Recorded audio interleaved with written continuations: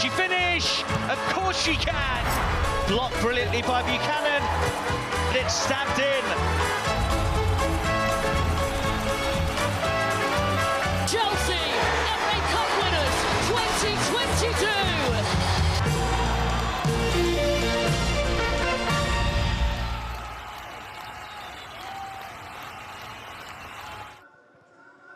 Today's Vitality FA Cup semi-final sees both ends of the WSL represented. It's top Manchester United against bottom side Brighton and Hove Albion. Neither of them have ever reached a final. So who is going to grab this opportunity to walk out under the famous Wembley Arch in a month's time?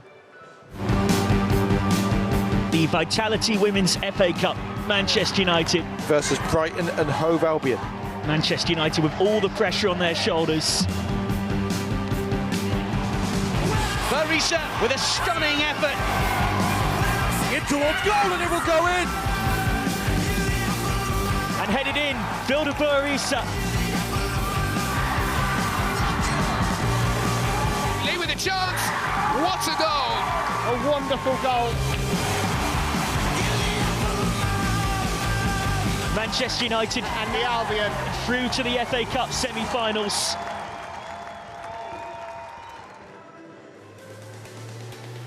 Manchester United are currently riding high and looking for their first trophy since WSL promotion. Could this be their year? Earps, Russo, Letitia and Toon all in the starting lineup after returning from recent Lioness duty. Newly appointed Melissa Phillips is hoping a win for Brighton today could help save a tumultuous season. She's made one change to the team that lost to Manchester United 2 weeks ago. Turland is in and Connolly is out and on the bench. It's the first of the Vitality Women's FA Cup semi-finals this weekend, with Manchester United taking on Brighton Hove Albion, and kick-off is in just over 10 minutes' time. Welcome to the Lee Sports Village, almost in the sunshine. It's certainly a lot warmer than it has been of late, and to watch this one and enjoy it with me are Julie Flaherty, 7-time FA Cup winner, alongside former England and Brighton Hove Albion manager Hope Powell. Good to see you both here. Julie, this Manchester United side have barely put a foot wrong, have they, this season? More goals, more wins, top of the table, you know, looking really good for a trophy this season. It's all about keeping that momentum going. Yeah, they've been brilliant this season. Obviously, it's difficult for both teams because they're just coming off the back of the international break. You know, they've had players away, they've had smaller squads, but they're probably positive for both of them is that they played each other before the break, so they would have an idea how each other play. Obviously, Man United got the win in that one, but it's the beauty of the FA Cup. You know, it's a knockout game, so they'll just be focusing on themselves. You know, they know they're good enough to get the result today, but like I said, it's the FA Cup. They got the win in that one, and they got the win in the one before as well. In fact, they've only had one win in 10 against Manchester United. 2 4-0s they've had in their last 2 meetings. I guess the job is to turn that round. How do they do that?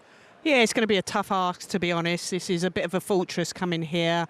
But I think they've just got to try and express themselves, probably play a little bit higher up rather than sit back and defend, and really go for it. The expectation would be, I think, for Man United to win the game.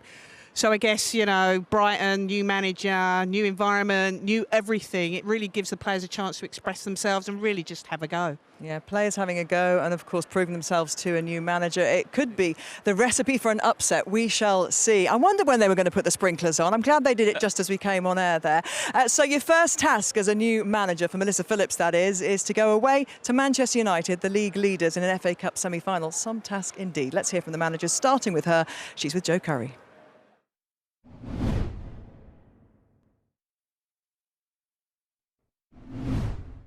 Melissa, welcome back to England. You've come back to Brighton when the club's been in a bit of a tricky situation. You've been manager for just 8 days now. During that time, what's been your focus? Yeah, I think it's about bringing the group together and learning myself and understanding as much as I can about where we're at and where we need to go. So we've had a lot of really good conversations about building an identity and building belief in the group. So I think there's a lot of opportunity left in the season. We want to make a good account of ourselves, both today and in the league fixtures.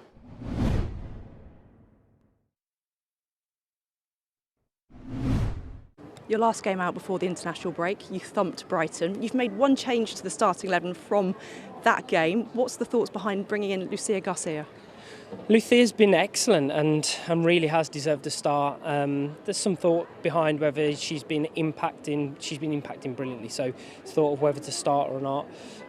But she has the ability to go 1v1 against anyone in the league and really, start to give the wave and momentum we want. So she's in from the start. I thought Vilda was good in the game, picked up some really good positions, but we've just had a slight adaptation in tactics.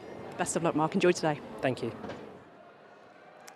Let's go behind the scenes a bit, shall we, with Brighton Hove Albion. It's been an unsettled time. Jens Schur was in the job for just 65 days, and Melissa Phillips comes in with just a week to get this team ready. She's relatively inexperienced, 35 years old, done a lot of coaching in the States. I guess it's as much the players finding out about her as it is her finding out about the players. Yeah, all very new for her. I think I could only imagine she only had a couple of days to prepare for this one, but I must say they got some of the backroom staff still there. Amy Merricks has been there for a considerable amount of time. The players really respect her and know her.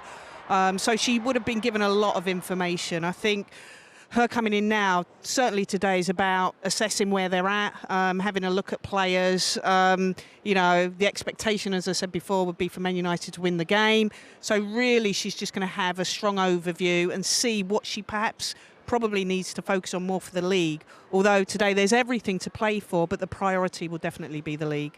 They want to score goals. They didn't in the last two meetings. Could Katie Robinson be the key to that, to their attack? She's been a real bright spark, 14 goals so far in this campaign, just come off the back of being in an England squad as well for the first time this season. Yeah, I mean, aside from the goals, obviously she's got the most assists, the most chances created and the most touched in the opposition box as well for Brighton. So she is a live wire. She's going to be the player that they're going to look for today to drive them forward. But I think what United done really well in the previous league game was they stopped the service to her, and it frustrated Brighton. But again, Brighton needs to get more bodies in the box as well when she's putting in the crosses, because I think they fell short of that in the previous game as well. But they're going to be looking at her today to drive them on. Well, a player who's going to be trying to stop her today used to wear the Brighton shirt, of course, Maya Le Tissier. Moved from Brighton to Manchester United, and Sarah Mulkerrins has been chatting to her.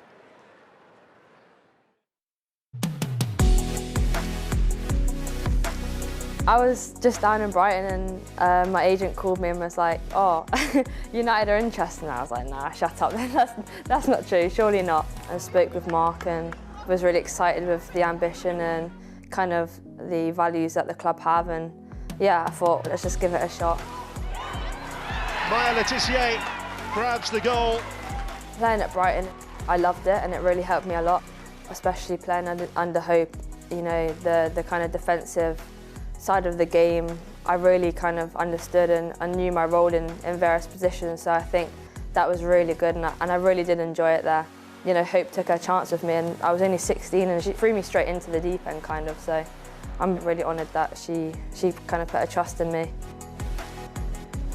Obviously coming to United now, it's a really different game plan and different kind of, I suppose, tactical and technical kind of qualities and stuff, but of course when all of the Lionesses came back in, I thought, wow, I can't believe I'm on the same team as you. I think kind of as a young player, going into the England setup, they're European champions for a reason and every single player in the squad is unbelievable. So to get my first cap was so cool and all my family were there as well, so it was really nice. Yeah, obviously the World Cup's there, but I can just focus on what I do at club and the run we've been on has been great. This weekend is going to be an even bigger challenge and probably one of our hardest yet, but if we focus on our kind of performance as a team and as individuals, and the result will take care of itself. I think to play in these games is what us as footballers, we kind of really thrive off, so it's going to be so exciting, I can't wait. Well, she grew up playing football with the boys in Guernsey, but Hope, she speaks about you fondly there because you spotted the talent as a 16-year-old, gave her a chance. Tell us about that development that you saw and did with her over those 4 years. Yeah, what a player. I knew instantly that she could make it, basically. She's so thirsty to be better, works hard every day, a willing learner, and has the ability to put things into practice and have a go. Loves the big games, loves the challenges. And I really think she's got a super future in this game, a real talent. Yeah, and that's a really big move for her, obviously, to Manchester United, especially at a time when, you know, they're looking for trophies. Just perfectly, her career's kind of gone the perfect trajectory, hasn't it, at the moment? Yeah, not when I was at Brighton, though. We tried desperately to keep her there, but obviously it was only a matter of time. You know, when Man United came in, big club, you know, she wanted the challenge, and I think she's risen to the challenge. She's started every WSL game, and, you know, and can only get better. Manchester United have conceded the fewest goals this season. They've got a fantastic record as well with clean sheets. That defensive pairing that she has, Maya Le Tissier, with Millie Turner, is key, isn't it, to that? Yeah, and it's the consistency of being able to build a relationship with someone. I mean, playing as a centre-back myself, it was so crucial to be able to have regular partner alongside you. You know, you get to know each other's strengths and weaknesses, and you can bounce off each other, and when one steps in, the other one's covering. And I think it helps that Millie Turner's an experienced centre-back. Obviously, she's a little bit older than Maya Le Tissier as well, so it's got the good balance in that sense. But you see Maya's a bit braver and wants to step in, but Millie's there covering her and stepping in and clearing up, and that's what you need as a centre-back partnership. Yeah, that partnership that the Lionesses will also hope that they're going to benefit from in terms of her development, just making her way into that England squad. It's a big year, isn't it, to kind of put your hand up, and that's what this occasion is for as well, isn't it? Players who are on the fringes, you know, showing that they can step up on big cup final and cup semi-final days. Yeah, and it's great for, obviously, she's been able to play consistently as well. She's not moved from Brighton, where she was playing a lot, and coming here and sitting on the bench. She's playing and she's starting, and she's only 20 years of age. You know, there's such a big future for her in the game. Well, the crowd are hungry for this one. 4,000, over 4,000 expected at the Lee Sports Village. So let's get on with the action then. The first of the women's semi-finals this weekend in the FA Cup, the Vitality FA Cup. Siobhan Chamberlain, former England international, is alongside Vicky Sparks. Good afternoon. Good afternoon, thanks Gabby. Hello everyone, and welcome to this Women's FA Cup semi-final, a game in which both sides stand on the brink of history. Neither Manchester United nor Brighton have ever won a major trophy. Indeed, neither side has ever reached a major final. But for one of these teams, the wait, for the latter at least, will end here this evening. One woman who knows what it feels like to lift an FA Cup is Siobhan Chamberlain, who won this competition with Arsenal back in 2014. Siobhan, this is a huge opportunity for both of these sides. It is. It's a massive opportunity to get to play at Wembley. It is phenomenal. It's an exciting showpiece moment of the game, and both teams will be out there raring to go. Manchester United, obviously the favourites today, but for Brighton, an opportunity to kind of forget about their league campaign so far, go out there and put on a brilliant performance to get to Wembley. Well, Manchester United make one change from the side. They beat Brighton 4-0 2 weeks ago in the Women's Super League. Spain attacker Lucia Garcia, who's netted 3 goals in her last 2 games, replaces Vilda Risa. Former Brighton players Maya Le Tissier and Alessia Russo, now key cogs in this Manchester United side. Both start, as does Leah Galton, who has been a real thorn in the Seagulls side of late. She has scored 4 goals in her last 3 games against them. Brighton also make one change from that defeat. Elizabeth Turland replacing Megan Connolly as they revert to a back 4. Top scorer Danielle Carter has predominantly been used as a substitute this season, and the 4-time FA Cup winner will hope to make an impact again from the bench. Diana Stefanovic and Kaylee Green also make the matchday squad after recovering from injury. Well, as you mentioned, Siobhan, Manchester United are the favourites for this one, and this woman in red's hot form, particularly against Brighton. She just loves scoring against them. She does, and she's just made her 100th appearance for Manchester United. She's full of confidence, and when you're playing up against a confident Leah Galton, you know she's not just going to run at you, she's not just going to create assists, she's going to unleash shots, and they are powerful shots. I can speak from experience in training, and that's why she scored so many goals this season. It's something that I wanted to see in her game a little bit more, and she's definitely bringing that this season. Yep, she's the joint top scorer for Manchester United this season, along with Alessia Russo. Well, if we talk about how Brighton can hurt Manchester United this evening, Katie Robinson will be at the heart of that. And you think particularly, Siobhan, that match-up with Hannah Blundell? Yeah, she had such a positive impact in the game when they played just a couple of weeks ago in the league. Manchester United came out comfortable winners, but Katie Robinson was the one that caused Manchester United problems. She just needs a little bit more support up alongside her to be able to find the back of the net, as she can't do it all by herself, unfortunately.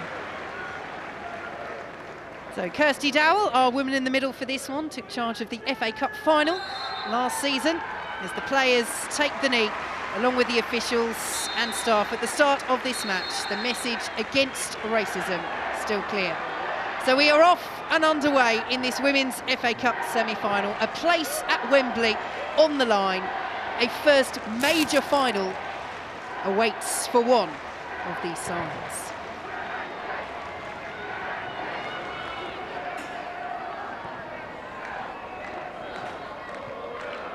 Early touch for Mary Earps of Manchester United.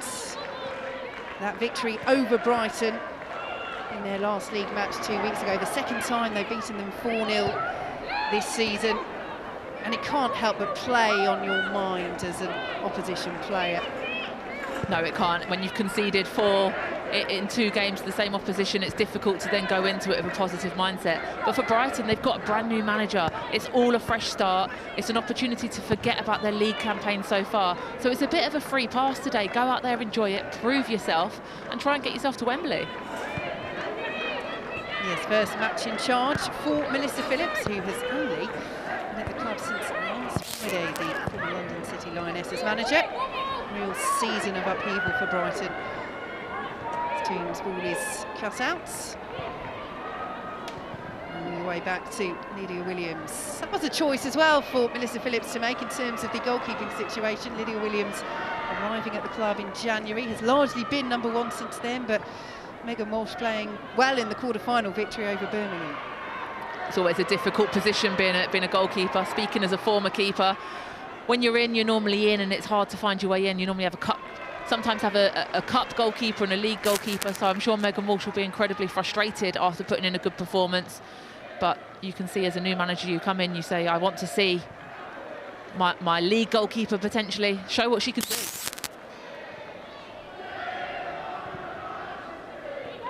Here is the former Brighton defender, Naya Letitia. Badger's made the run down the right. Here she is now on a Badger of Spain. Her compatriot Lucia Garcia there with her. Letitia will pick it up once more. Looking for the run of Galton through the centre. Just about dealt with by Brighton. Pattinson will clear away. Here's Sarri. But already we're seeing the danger of Leah Galton. We are, but also for me, it's the danger of Maya Letitia. I think Brighton are very well aware of it. Obviously, we've spoken that she's signed from Brighton, but they've dropped off early. They know how good her delivery is in behind. And you saw that ball to Leah Galton there, in onto her chest. Here, she picks it up, gets her head up and delivers that ball straight onto Leah Galton's chest. She will do that time and time again. So Brighton need to be switched onto that long ball from her from the very beginning. Well, that's it. They know all about the vision and the delivery of the player who won back-to-back Young Player of the Year awards with Brighton before departing for Manchester United last summer. And her release clause, Manchester United, nothing that Brighton could do about it. But as Hope Powell was telling us before the match, it was one of those for Brighton that they knew that a player with that quality would look for pastures new, opportunities new at some point, and it's rewarded her with that break into the England squad. It definitely has, and you always know as a player when they come into the squad setup as a young player, if they kind of take it. Here goes Katie Robinson, another looking to take her opportunity with England and Brighton. Movement just off from Brighton's attack in the penalty area, but there, early on, Siobhan, what you were saying, the danger that Katie Robinson can cause Manchester United's left flank. Yeah, and we're talking there about Maya Letitia being a young player coming into the system and doing really well. Katie Robinson is another, and she'll be the target for Brighton on that right wing for them. Can they find her as their outlet? Here is Lee. Squeezes it through to Sarri. Dangerous ball in. Manchester United just about get enough on it. Galton will complete that clearance. Promising though for Brighton. a really promising start from Brighton. But when you play against a team in the confidence with the ability of Manchester United, when you get those kind of opportunities, you need to make Mary Earps work. Lovely turn by the Brighton captain, Giulia Zigiotti.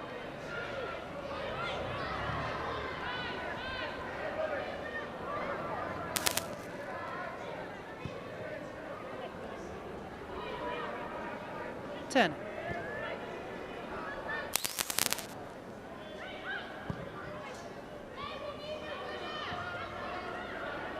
Here is Blundell. Galton.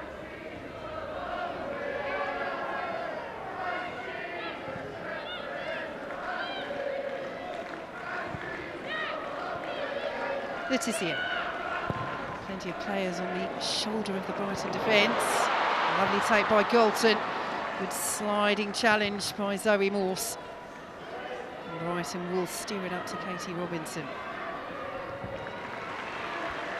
It was that same ball again that time, the cross-field diagonal from Maya Le Tissier, looking for Leah Galton, playing on the back shoulder of the defender. That's what starts the attack. Brighton are dropping off because they know the impact that Le Tissier can have with the long ball, but the accuracy she's got with it still causes them problems.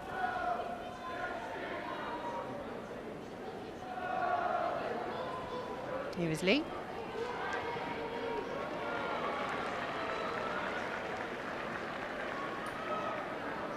It's going to be a hard test for Georgia Fox today. We can see here the Brighton attack, really clever play from Lee on this left-hand side. Just couldn't manage to get to the ball first, to get a contact, and as I said, to create an opportunity and make Mary Earps make a save.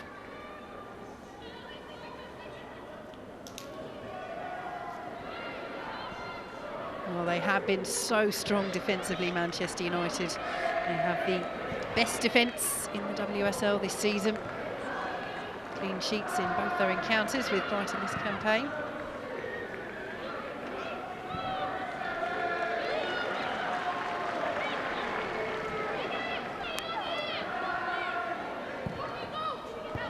Batchy. Russo on the chase. Kuhlberg will get there for Brighton. Finds Pattinson. And won't reach it. Here is Toon.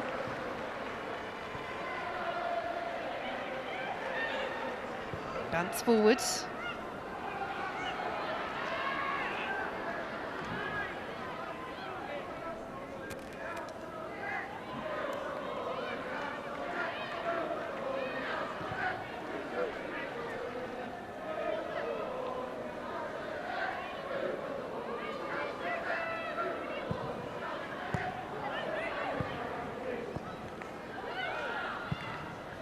Garcia.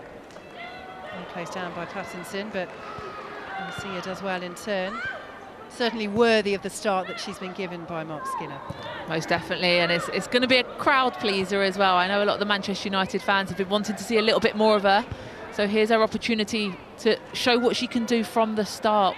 We all know, as Mark Skinner said, what she can do when she comes in off the bench. And sometimes players are better as an impact player. So here's her opportunity to say, Mark Skinner, I want you to start me regularly. Batchy. Interesting to see as well how that Spanish connection plays out down the right-hand side for Manchester United between Batchy and Garcia. Down the left they go, though. Here's Galton. Intercepted by Georgia Fox, on loan from Chelsea. Lee's opportunity to play the ball looking for Turland. Turner is there. Earps calmly done.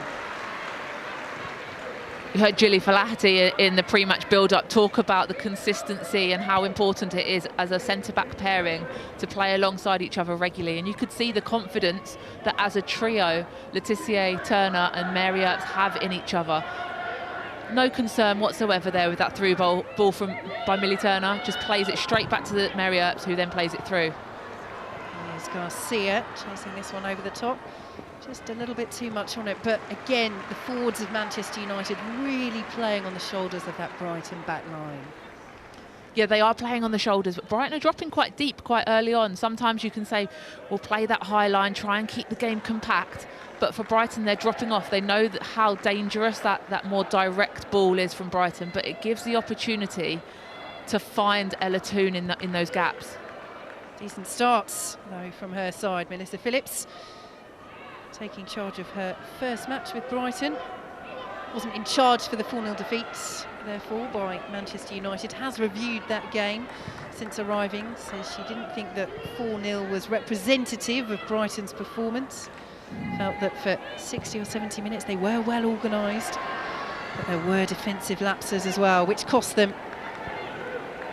And they'll have to cut those out at Leigh Sports Village if they are to reach their first major final. That's what Manchester United are aiming for as well. Very much the favourites, the WSL leaders. Pattinson's clearance, Toone on the volley.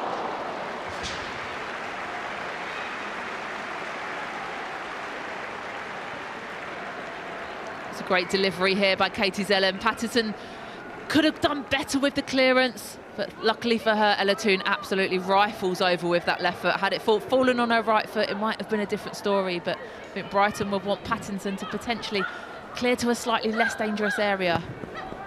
Here is Pattinson getting forward, but wayward pass. And Blundell has it for Manchester United. Now Galton.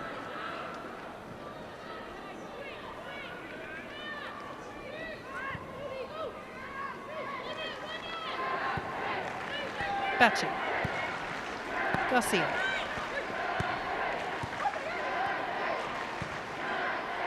Zellem.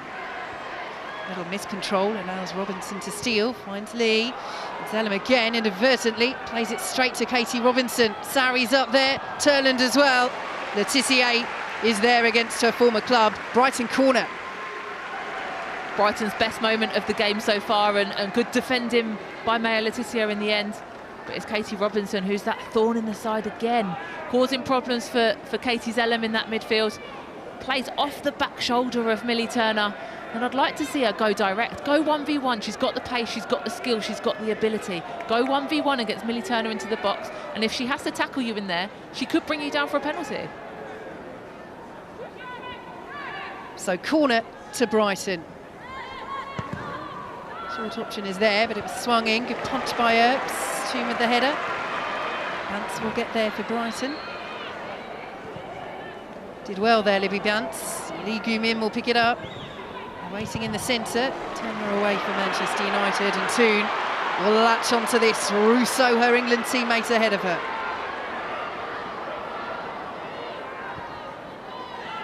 Here is Zellem. And you just feel with those set pieces, Siobhan, Brighton have to make the most of them. They do. As I said before, when you're playing against a team that's full of confidence up at the top of the league, regardless of whether it's league or cup, when you get opportunities, you need to be clinical with them, you need to be ruthless, and at least make the goalkeeper make a save. Galton conceding the free kick. It's good work again by Lee Gu-min. It was. She's been very good for Brighton these opening few minutes. It's going to be a difficult task for them today, but she's been a player that's definitely looking full of confidence today. Given away to Hayley Ladd. Garcia tried the first time pass. We'll come back to her. Garcia again, looking to play in Toone again. But again, just as at the other end, perhaps, she could have taken that on herself into the penalty area. Yeah, I think had Ella Toone continued her run, it would have been a brilliant through ball. But as it was, weren't quite on the same wavelength.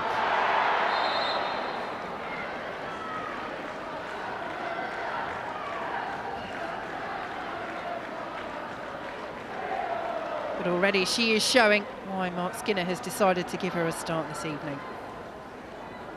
She definitely is. She's got so much pace. She's got the skill. She's a finisher as well. We've seen that in the games where she's come on. But it's a tough job for Mark Skinner at the moment. He's got a lot of talented players there, especially in those wide and forward positions, that want to be on the pitch. Yes, and those tough decisions and that competition in the squad evinced by the fact that Adriana Leon has just gone out on loan, particularly in a World Cup year as well. So hard to keep players content and happy. Of course, no player is content being on the bench, but keeping them part of the squad, connected in with what's going on, because everybody wants game time.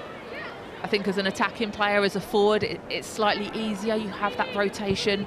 You'll come on at half-time, potentially 60 minutes. As a defender, as a goalkeeper especially, it's a lot more difficult. You're either in or you're out. There speaks the former England goalkeeper, Siobhan Chamberlain.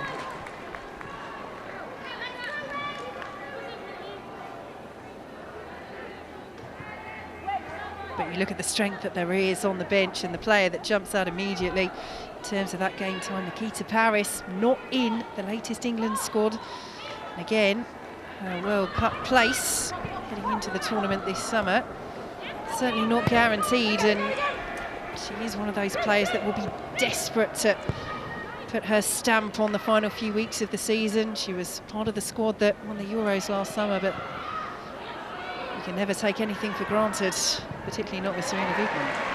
No, you can't, and she's a very experienced player who brings a lot to a squad. And especially in the FA Cup campaign this season for Manchester United, she's been scoring goals. So she'll be frustrated that she's not on the pitch, but I'm sure she'll get her opportunity. Mark tends to make changes in that wide right position, that the attacking players, he makes rotations, whether it's 60 minutes, whether she gets a half hour. It's her opportunity to prove it. Lead away by Turner once more. And she has scored in every round of the FA Cup this season, Nikita Paris for Manchester United. Brighton at the moment looking really comfortable in their shape. They know that they've got this back four, they've got the rigidity in front of it, and they're making it quite difficult for Manchester United to break through them. Yes, they went with a 5 for much of the league game, but switching to match up Manchester United in this game, but they are managing to get forward as well in this formation, and that will please Melissa Phillips.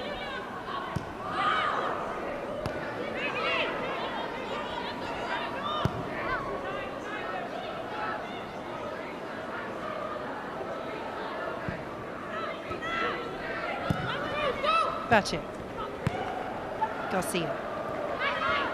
Turning away from Pattinson, and Hayley Ladd.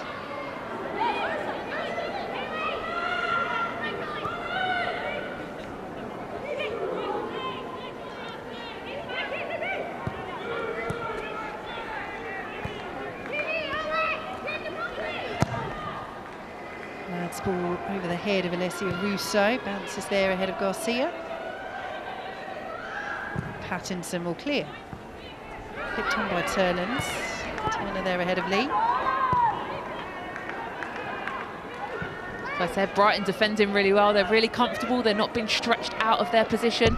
But as I said earlier, they're dropping quite deep quite early, which creates pockets in between those lines. And players like Katie Zellem, players like Ella Toon, that's where you want them to be picking it up, finding the ball in those gaps and creating opportunities. Sari's ball through the centre. You can see Lee look to the skies, because almost, and again, it's fine margins here for Brighton. They really are committing the bodies forward. Nothing to lose in this match. They're bottom of the WSL. Manchester United are top, but this is the FA Cup. And they are a team that look as though they're playing without pressure. They are. They're definitely not a team that looks like they're bottom of the WSL right now in a relegation battle. They're playing with confidence. They're getting bodies, as you said, high up the pitch. They're committing bodies to the attack, but they're also being resolute defensively. They're in shape, they know their jobs, and they look organised.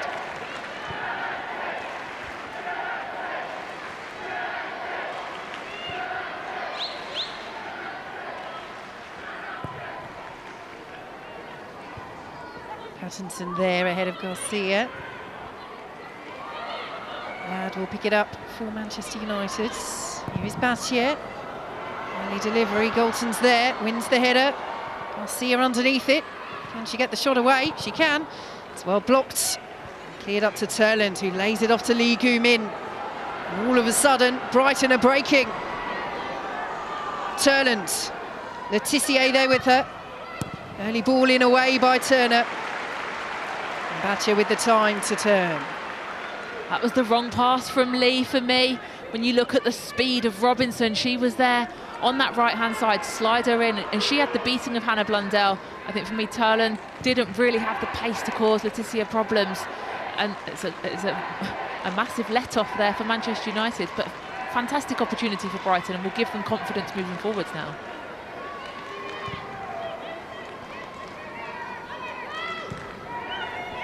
Well, they are in such excellent form at the moment. Manchester United won 6 of their last 7 games, just 1 defeat in their last 16.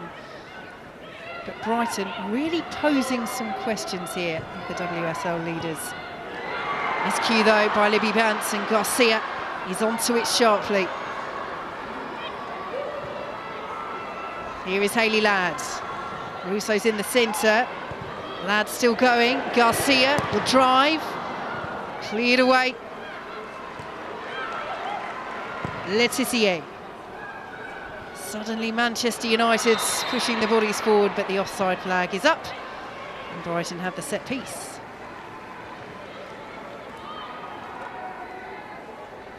A good opportunity there for Manchester United to get a little bit more possession higher up the pitch. Brighton have had some good moments at the moment, most of it coming through Lee. But here we see as they make that break. With the speed of those wide players, it was almost 3-on-1 at the back there, but for me, she's got to go the other side. Just plays it a little bit too wide. It gives Turland a little bit too much to do. The other side, and Katie Robinson, although she's behind her, she has definitely got the speed to make up that ball. And it's on her favoured right foot, ready for a strike.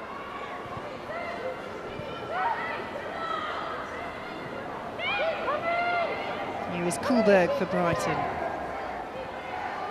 Back to Lydia Williams.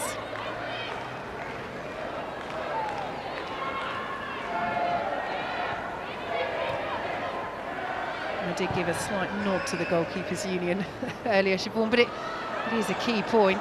Lydia Williams a case in point in terms of game time. Here is Robinson. Turland's in the centre. Again, Turner is there. Her positioning has been on point for Manchester United so far in this semi-final, and it's had to be. It has, and again, it's Katie Robinson down that right-hand side that's causing problems for that Manchester United back line. She got in behind Hannah Blundell here. It's a fantastic turn, but it's her speed that gets her there. Millie Turner does really well to defend the space. She doesn't get dragged out. She gets herself in a good position around that near post area and prevents any balls coming into the central area, which is brilliant defending from Turner. Well, long trip up from the south coast for those Brighton fans, but I'm sure they're enjoying the performance that their side is putting in at the moment. It's been impressive from Brighton. And you called it before the match, Siobhan. That looks as though it's developing into the key battle. Katie Robinson up against Hannah Blundell, certainly for Brighton. It is, but from that wide right position, unless she's through in on goal, which doesn't happen regularly when you're out wide, you need the support centrally. She needs Lee, she needs Turland to be there when she creates those opportunities and can whip the ball into the box. Here come Manchester United. Toon, Garcia. This is dangerous. Well, blocked away by Pattinson. Garcia still has it. And the sliding challenge by Pattinson is given as a corner. Well, Garcia might feel there was a little more in that.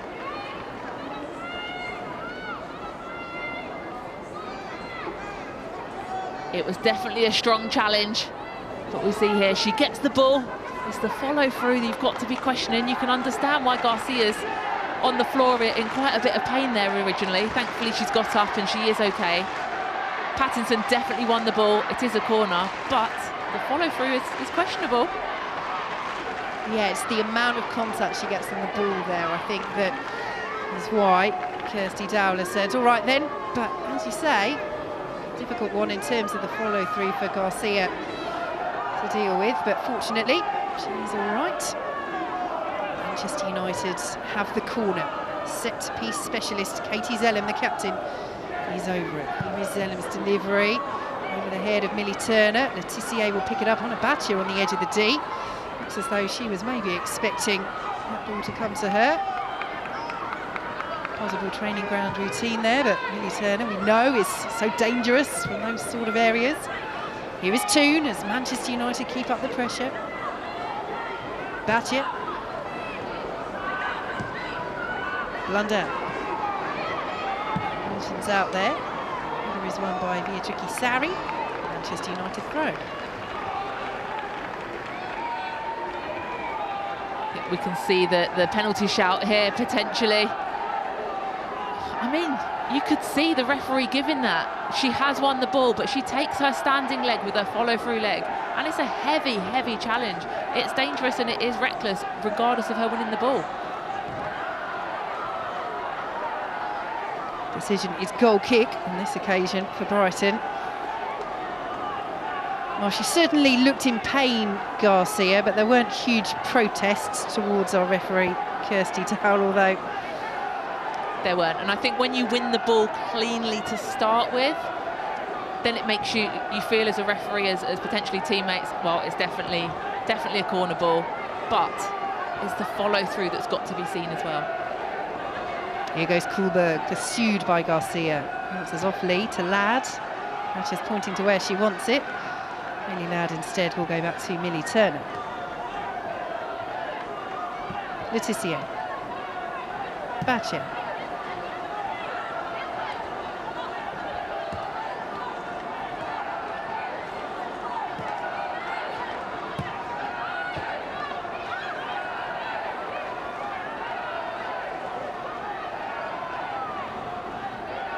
Ona Badje is a player we haven't really seen too much of so far in this game. In the games against Brighton before, she's been getting high up the pitch, causing problems in offensive areas. At the moment, she hasn't been delivering many balls. There was one delivery to that back post space which caused problems for Brighton. But if Manchester United want to get a little bit more into this game, create more opportunities, I think for me, Badje getting higher up the pitch is key to that. Here goes Alatoon. Sigiotti is there with her.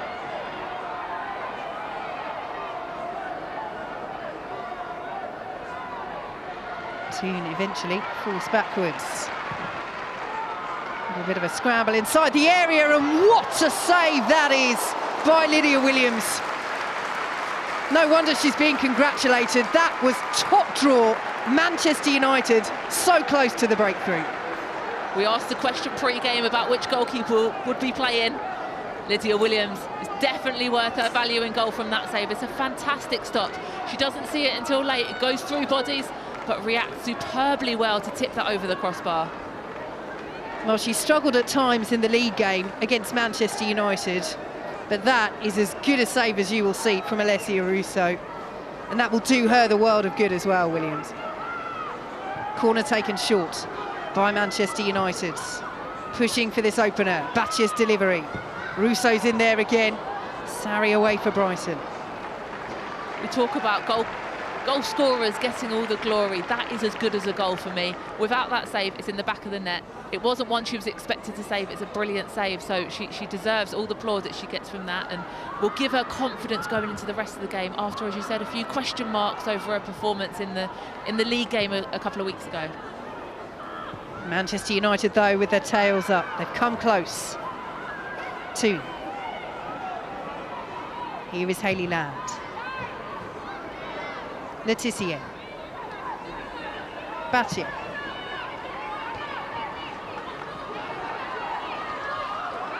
Squeezes it through to Garcia. Steps away from Zidjosi and Pattinson beautifully. Can she find the delivery? Galton across, and Williams just does enough. Not quite as convincing that time, but still the same outcome. It's a save. It's a Manchester United corner.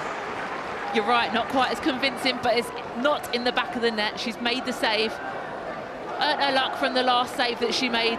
Just about clawed that across. I think the attacking play, I think it was Alessia Russo, potentially trying to come in at that back close space, was in her eye line, but she's got to do better there. She'll be very grateful to see that go the wrong side of the post, and out for a corner. Which Zellem will take, away by Lee. Batcher.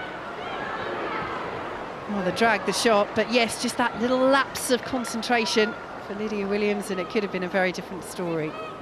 And that's the life of a goalkeeper. You make a wonder save in 1 minute, 2 minutes later, you could be making a mistake that causes your team to be 1-0 down. Not sure who would ever choose to be a goalkeeper. Other than myself, of course. Well, it did win you an FA Cup, it got you an England career. A good choice, many would say, Siobhan Chamberlain.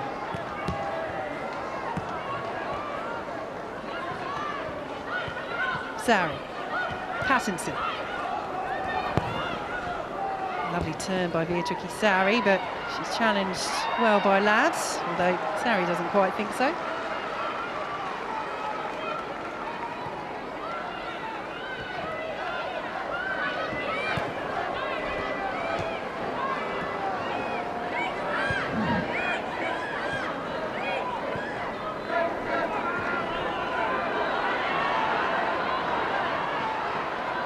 Blunder.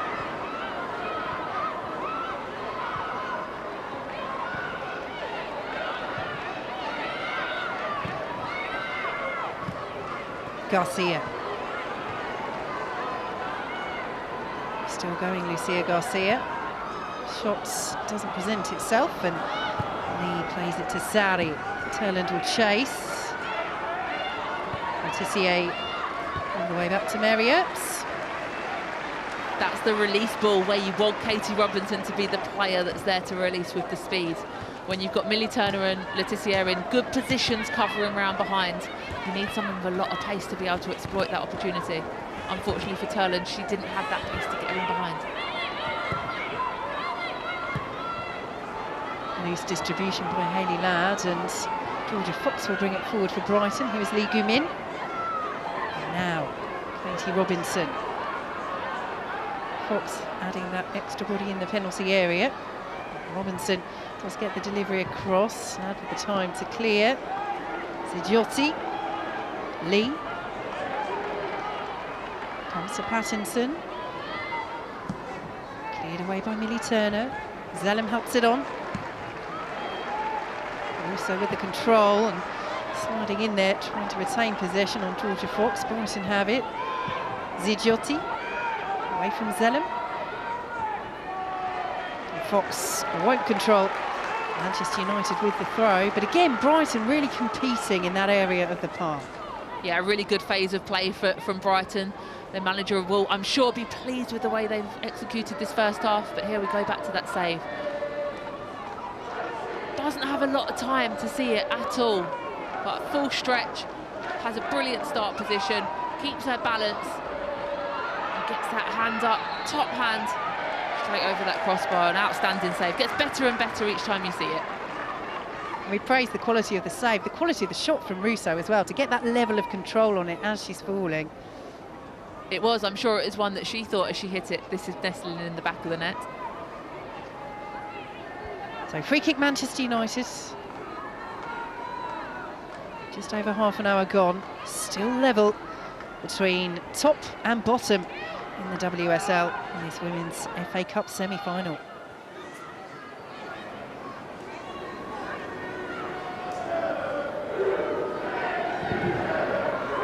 Zellem with the delivery. Tissier's up there. Brighton not clearing convincingly. Lucia Garcia. Not the most convincing either. Sari with the distance this time. Zellem underneath it, lovely control. Galton. Well challenged by Sari. They're really hunting in packs, Brighton. And it's paying off. Lee Gumin to Zidiotti. Loose pass though. Ladd is there.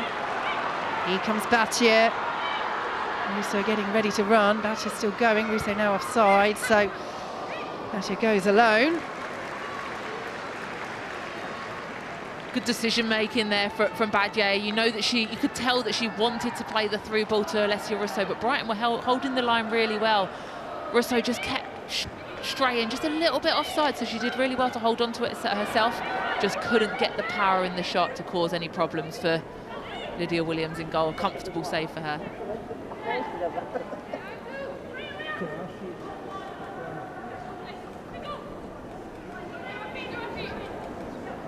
Battier with the throw. Kuhlberg's clearance.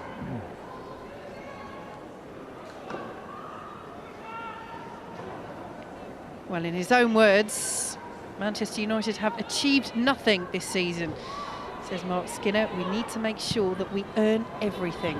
They are on the edge of glory.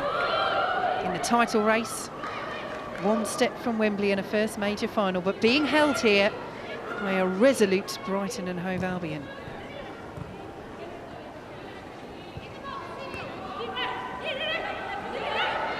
Certainly get the feeling, Siobhan, that if they are to progress, they will have to earn it. against Brighton, as Russo has it. Garcia. Dangerous delivery. Galton was in there.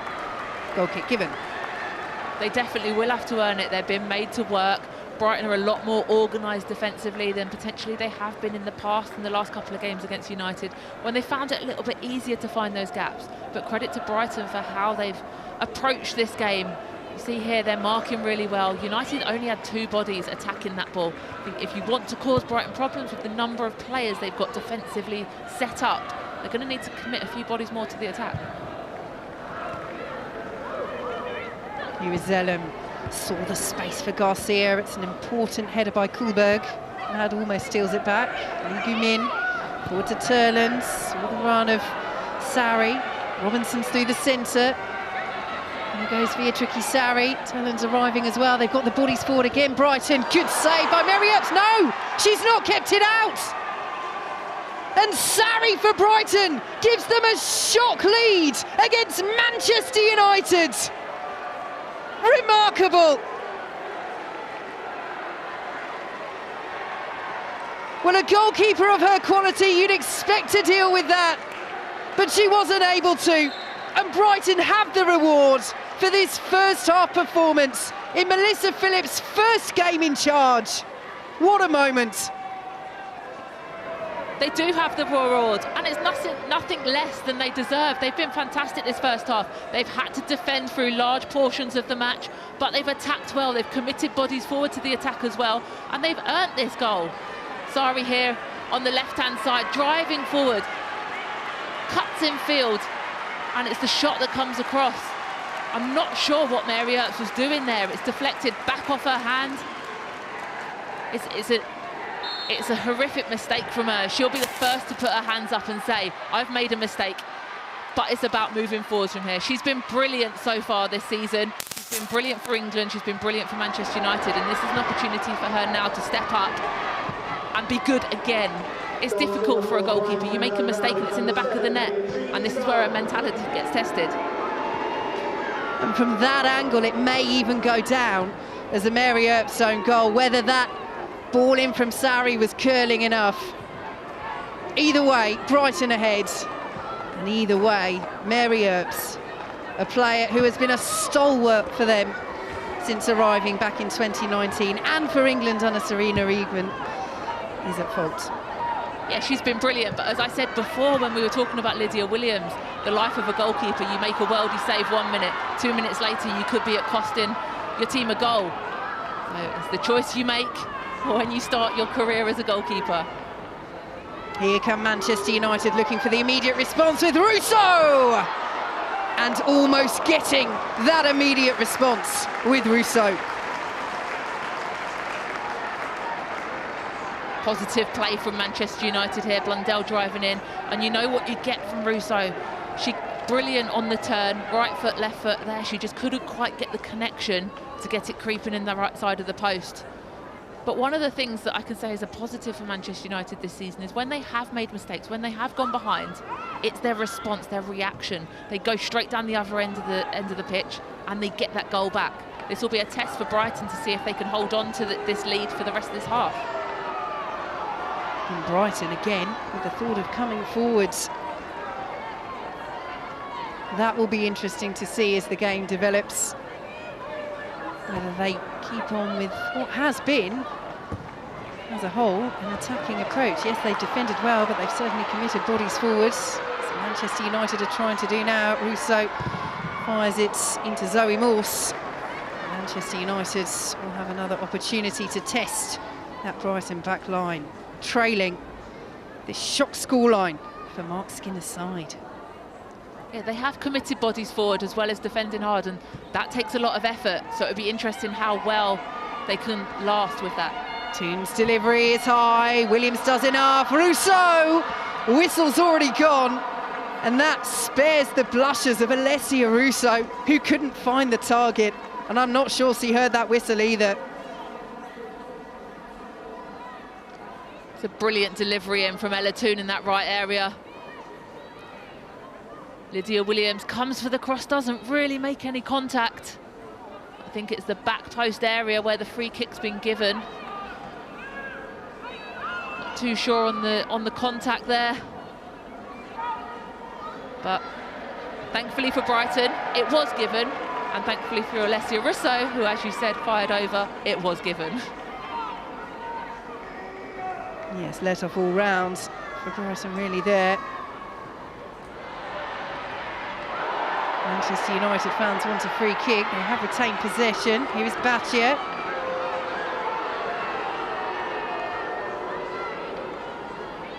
Letizia.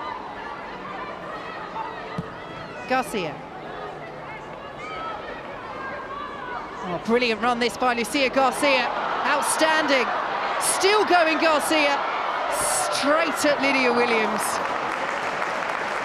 Did she earn the right to take the shot on there? Or were there other options? Oh, she definitely earned the right to take the shot on there. She turned this Brighton defence inside and out time and time again. See there, Poppy Pattinson. Then Kohlberg comes out. But for me, the shot's not good enough. She's got to be able to place that into the corner.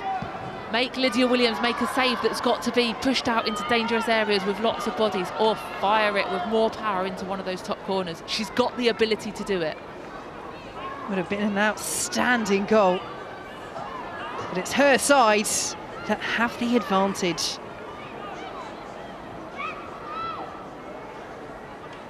This is where the mentality slightly changes, though. You go from being underdogs with no expectation to taking the lead and suddenly thinking, look, this is possible. We're on our way to Wembley here, and that's where the mentality switches. So it will be interesting to see how that affects Brighton's players. Does it mean they'll drop off slightly, or will they keep going the way they're going? And the way they're playing at the moment is asking lots of questions of Manchester United.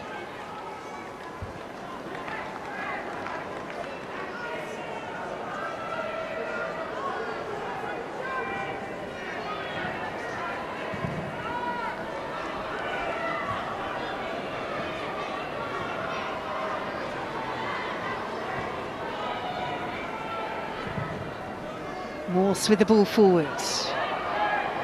Turner is there for Manchester United.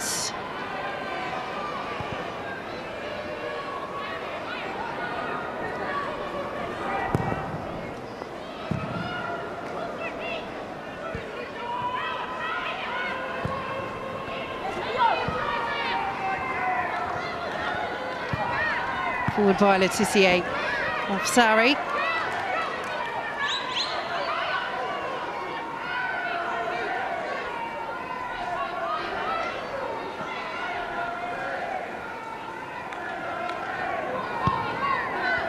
Battier.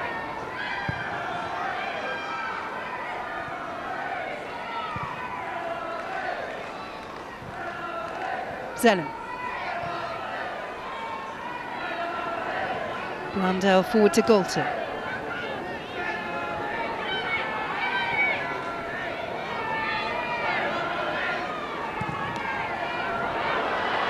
Russo will chase this. Up against Morse. He's just doing enough to hold her ground there, Zoe Morse. It's good defending. Brilliant defended by Morse, forcing Alessia Russo backwards, not giving her the opportunity to turn and face you up and drive through on goal. Pick a play, pick a ball through, forcing her backwards and standing up and not making the foul as well. Manchester United still come though.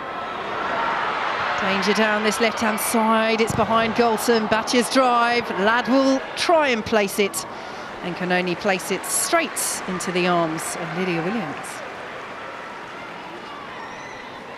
Well, it was Sarri's efforts that caused the issue, but this has gone down as a Mary Earp's own goal. You see here as Sarri's driving infield with the ball, Badger showing her down the line. Looks like it should be a comfortable claim for Mary Earps there.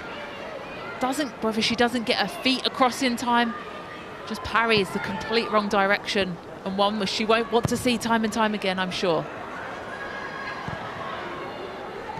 Kohlberg away at the back for Brighton.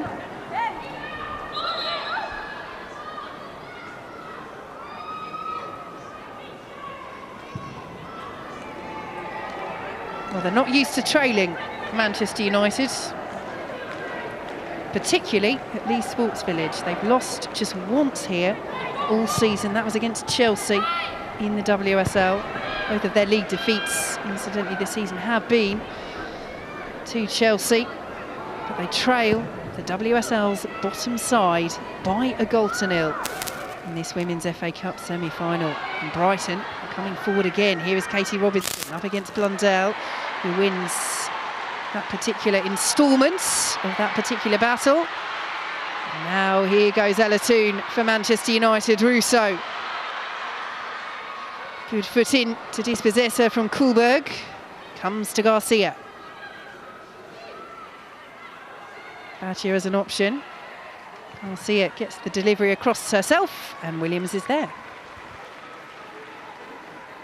A good opportunity there for Manchester United, and it's probably one of the first times that we've seen Ella Toone pick the ball up centrally and drive forward into the space.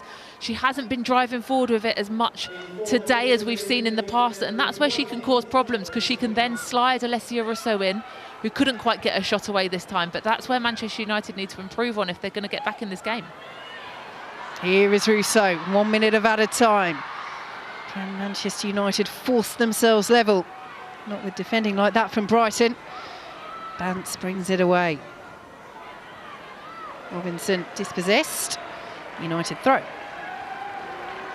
Hannah Blundell defending really strongly there against Katie Robinson. She knows that she's been up against it today. She's been a threat throughout the whole first half, but these last couple of 1v1s that she's had, she's come out on top, so that will do her confidence no end of good going into this half-time break.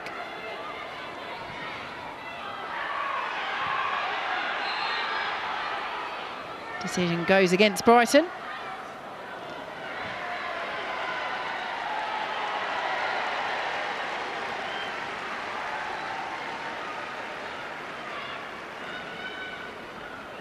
And it will be a yellow card as well. Looks like Katie Robinson getting a little bit frustrated of the fact that Hannah Blundell was getting the better of her there. Hannah Blundell ending up on the floor, and Katie Robinson with a yellow card. And the referee with the half-time whistle, and Brighton with the leads at the break. A Mary Earp's own goal, forced by the cross from Beatrice Sarri, and a moment, Siobhan, that we just did not expect to see from a goalkeeper who has excelled so for Manchester United and England. We didn't. She's been brilliant for the past year, 2 years, both for club and for country. And it's an uncharacteristic error from her. And as a goalkeeper, you don't always get the opportunity straight afterwards to go out there and make amends. As an outfield player, you can run around, you can put challenges in. As a goalkeeper, you've got to sit and wait for the next opportunity to redeem yourself. So for her, it's a mental game now, going into it saying, I need to keep my focus. I need to know that it's just a one-off, it's just a mistake. I'm still a brilliant goalkeeper, and I'm sure she'll be key in getting Manchester United back into this game and potentially to a semi-final. And you can see Millie Turner going across to her there. Little pat on the back for Mary Earps. Even keepers of that experience need that encouragement. Outstanding half for Brighton. They lead Manchester United, the huge favourites for this game, by a goal to nil at the break. Well, in the world of sport, it's a big day for the bookies today, not far away from here. Lots of horses racing around at Aintree. I'm not sure many of the bookmakers would have given you Mary Earp's OG as the difference between these two sides at half-time. And it's set this up beautifully. Yeah, I mean, I think Brighton have done really well. I think you compare their previous game against United a few weeks back, you know, they looked all over the place defensively. I think obviously Melissa's come in and got them organised. Obviously they've gone to a 4 at the back, where previous game they played a 5 at the back, and they just look a lot more solid and hard to break down. Yeah, very compact. Get into shape once the ball's turned over very, very quickly, and making it really hard for Man United to break them down. So a really good first half for them, and going in 1-0. Brilliant start. Yeah, Mary Earps, an exceptional goalkeeper, the FIFA Keeper of the Year. Of all the keepers in the WSL that you expect to make a mistake like that, she's not the one you'd pick out first, but they happen, don't they? And Sarri took an opportunity.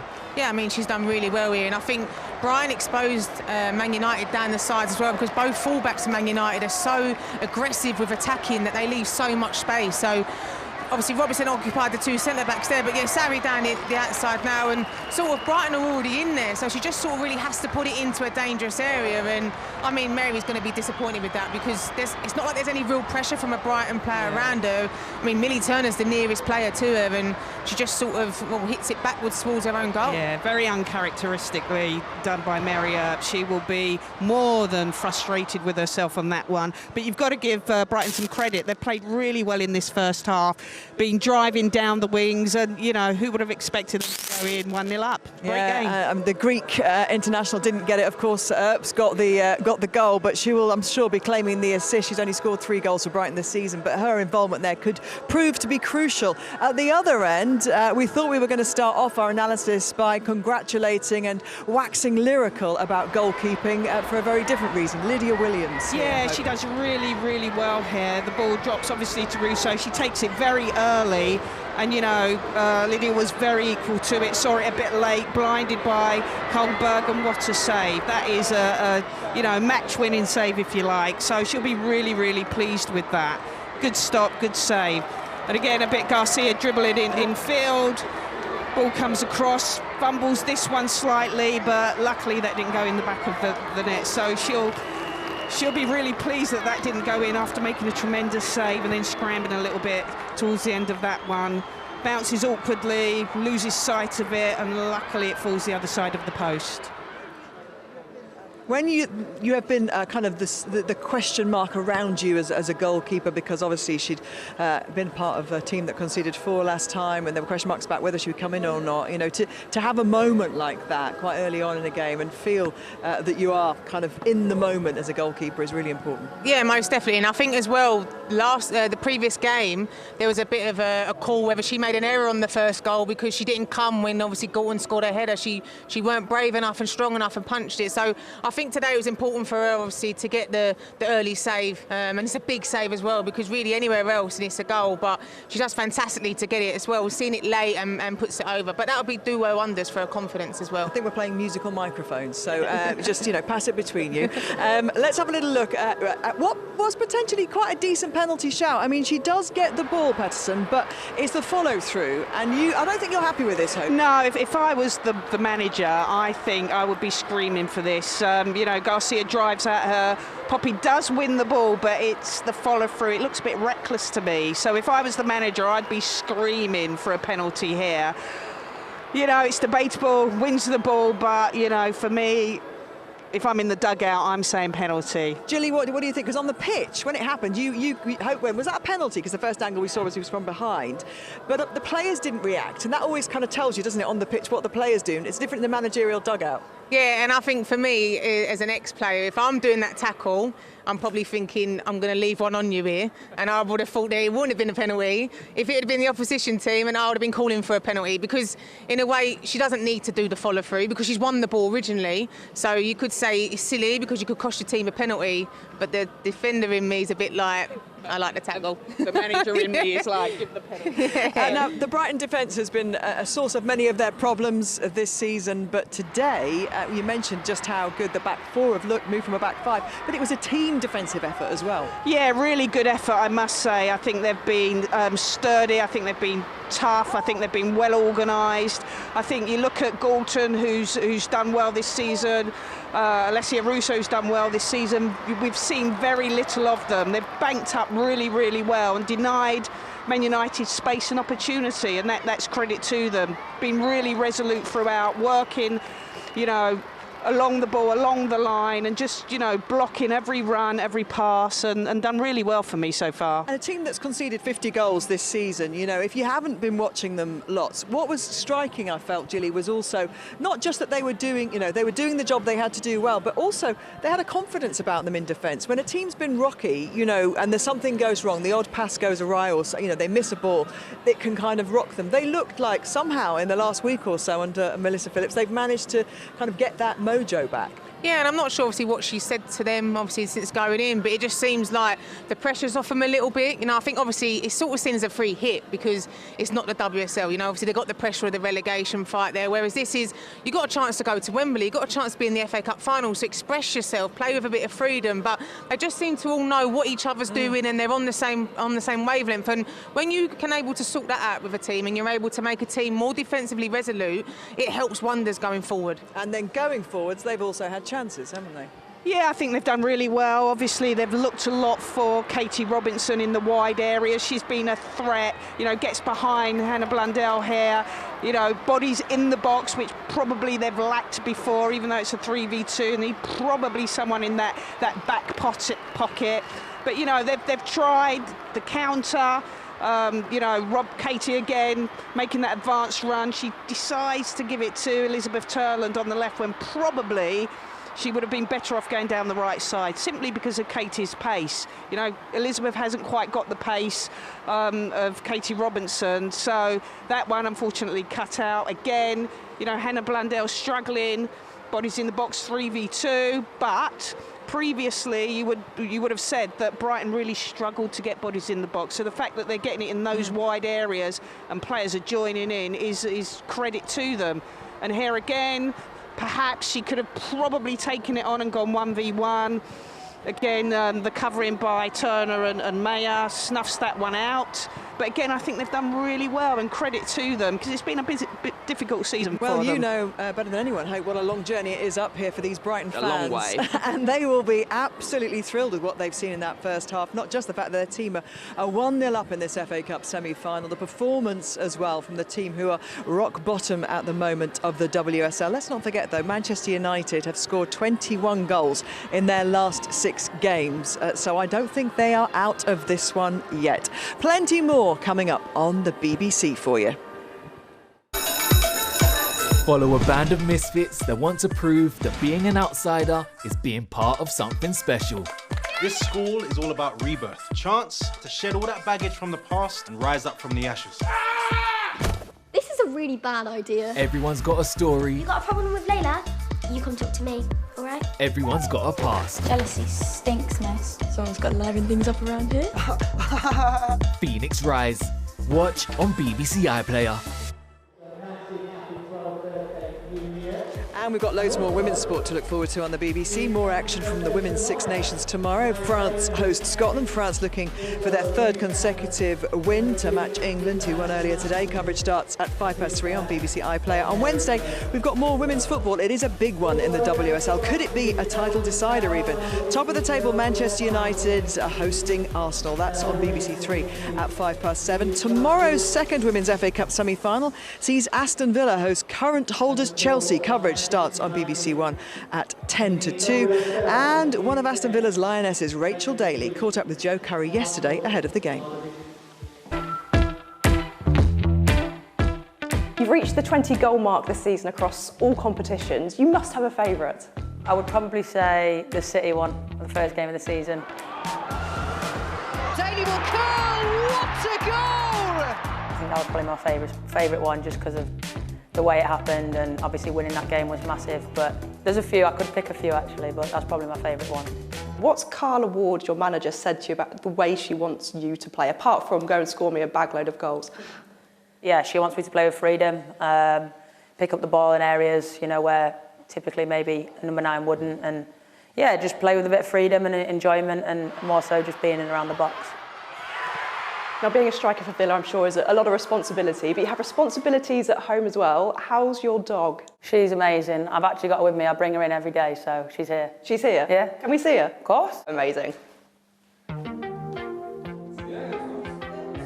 Hello, sausage. Hi. Yeah. She sits in the changing room. She's got her own space. She's got her own bed. The girls are actually fuming if I don't bring her in. Everyone loves the FA Cup, and the beauty of it is that anything can happen. We've had not the easiest run, obviously playing 2 WSL sides. You know, I always say if you want to be the best, you've got to beat the best, and that's something we need to look for on Sunday.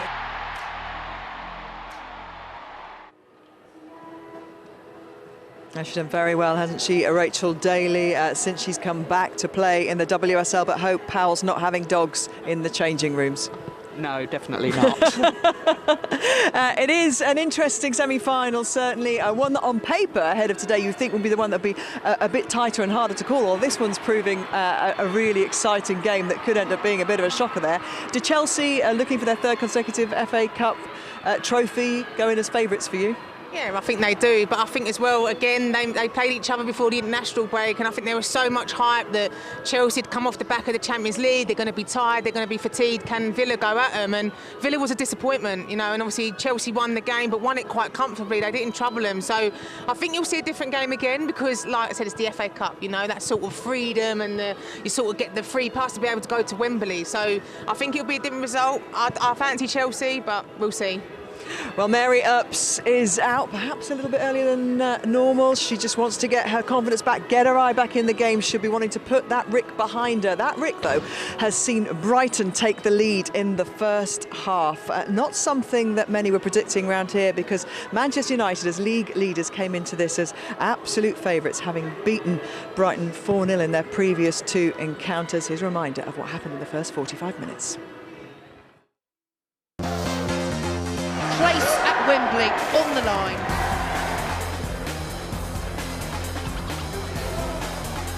You could see the referee giving that. A bit of a scramble inside the area, and what a save that is! Manchester United with their tails up. No, she's not kept it out! It's shock scoreline. Still going, Garcia. Brighton with the leads at the break.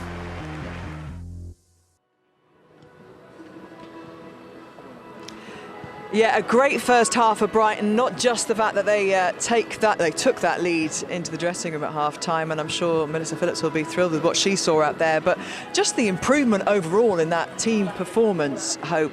It will change, you know, kind of what she's saying to her players in there. Yeah, I'm not sure anybody was expecting that, 1-0 to Brighton at half-time, but, you know, they're playing with freedom and fun. It's a one-off game, you know, they're really going for it, really expressing themselves, and I think they're doing really well, so it's really good to see. But we know this team in red, Gilly, they can score goals, can't they? And Manchester United are looking to win their first trophy since they won promotion to the WSL. They're top of the table, and they were looking for a passage through to the Wembley final for the first time. Yeah, and I expect Mark's obviously been in there at half-time and said this is not the standard that we expect, you know, and I'm expecting them to come out in the second half and really raise their game. Obviously, he's got players that he can bring off the bench, for example, Nikita Paris, who will bring lots of energy, but I think they just need to try and find another way to try and break Brighton down because they're defending very well. Well, they were out first, Manchester United. They're in a huddle, but it is Brighton who are out now taking to the pitch. Melissa Phillips taking her place again in the dugout as we get going for the second half of this, the first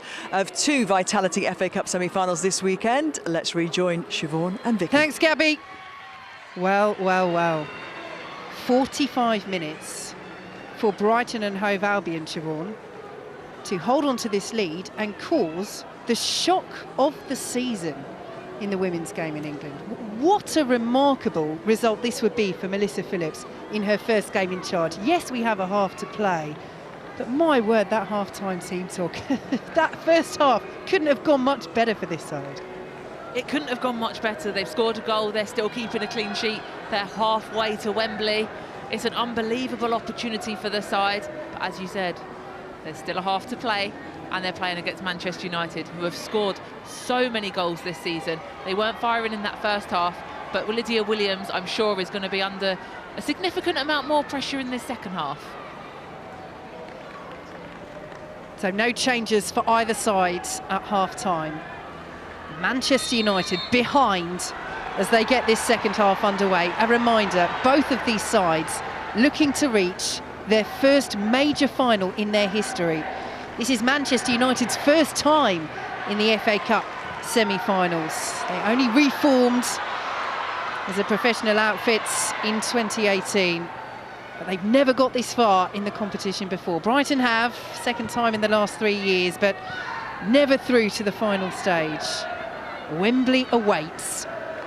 Will it await Manchester United? Will it await Brighton and Hove Albion?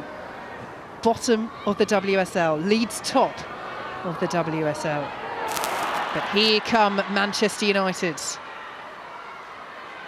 Great driving run by Blair, and Galton scores inside the opening minutes of this second half. Oh, she loves playing Brighton, this woman. 5 goals in her last 4 games against them, and there is the response that Mark Skinner's side needed. 1-1. A brilliant response, and it's Leah Galton again. But it all comes from Ona Badje. We said in the first half she needs to get higher up the pitch. She's dangerous, and the ball she delivers across goal is phenomenal. Puts it in the right area. Leah Galton's attacking that space and fires it into the back of the net, leaving Lydia Williams with absolutely no chance. The cut back there from Badje. That's why for Manchester United, she needs to be in attacking positions for them to be successful. And all that hard work from Lydia Williams and Brighton from the first half is undone. All square at Leigh Sports Village. And whatever he said at half-time, whether that had an impact, whether the Manchester United players coming together, we saw them in a little huddle. As Beatrice Sari is spoken to by referee Kirsty Dowell. It will be a yellow card for Sari. I was just about to say it. I'd love to be a fly in the wall in the Manchester United dressing room at half-time to hear what Mark Skinner did actually say, to ignite that response within, 45 seconds. And we can see here the foul by Sari, which earned her the yellow card. The frustration you must feel after that first half performance to come out and concede immediately.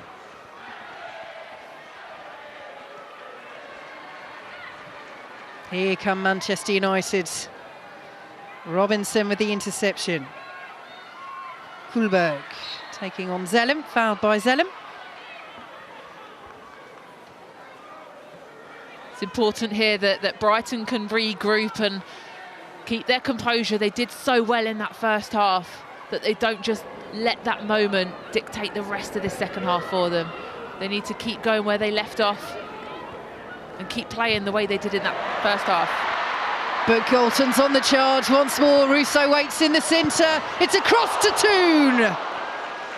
Manchester United are starting to click, and Brighton are rocking. Brighton are rocking, and it's Leah Galton that's rocking them. You see here the way she dispossesses Morse from the ball. A fantastic delivery across. There's 3 Manchester United players waiting in that penalty box to put it in the back of the net. And Ella Toon, who uncharacteristically doesn't hit the target.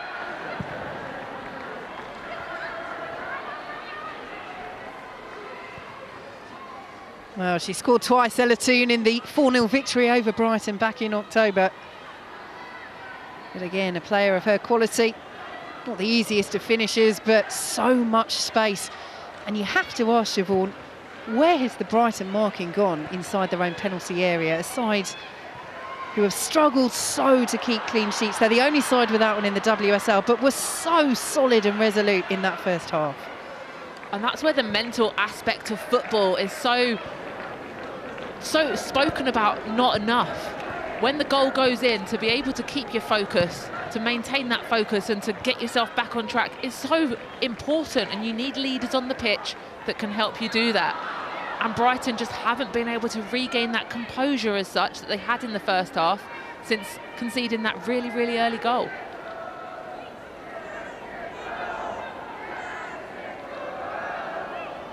Well, it had all been going so well.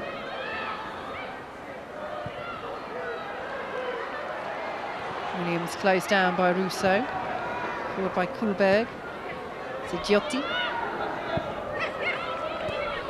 Robinson finds Lee, Turlands through the centre, Sari further to the left, Pattinson arriving to help out. But again, 4 players in and around the Brighton penalty area, perhaps not the right call to take the shot from there.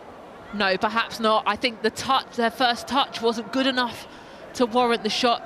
Took it away from her. Had her first touch been better, set herself up in front of goal, could have opened up for a lovely opportunity to take that strike. But positive from Brighton again. They're committing bodies in and around that 18-yard box. And that's the way that they're going to get at this Manchester United defence again. And they're putting on the pressure from the goal kick as well. Here's Letitia, closed down by Lee. What a ball out that is, though. Her distribution, very Letitia. Still just 20 years old, but already such a key player for Manchester United. Been so for Brighton for so long. Vance.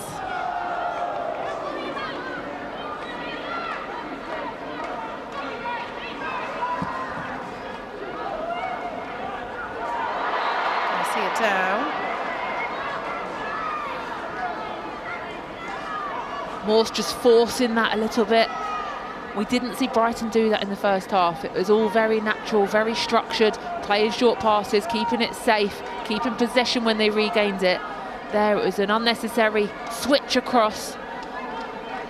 And the free kick given, and Manchester United given the opportunity to regain possession and attack again. Tissier stands over this for Manchester United. It was Russo. Letitia. Turner.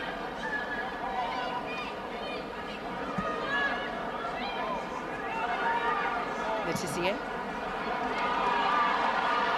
Again, Manchester United trying to come in down the right-hand side. Battier, though, this time is dispossessed by Kuhlberg.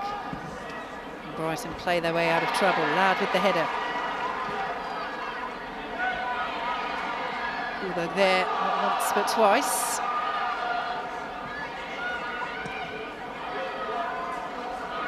Here is Lee. This time it does look for the outlet of Robinson. Manchester United's with the interception. Robinson, though, once more.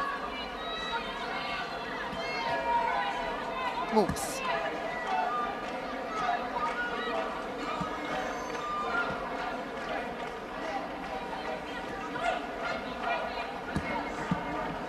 Interception by Ladd.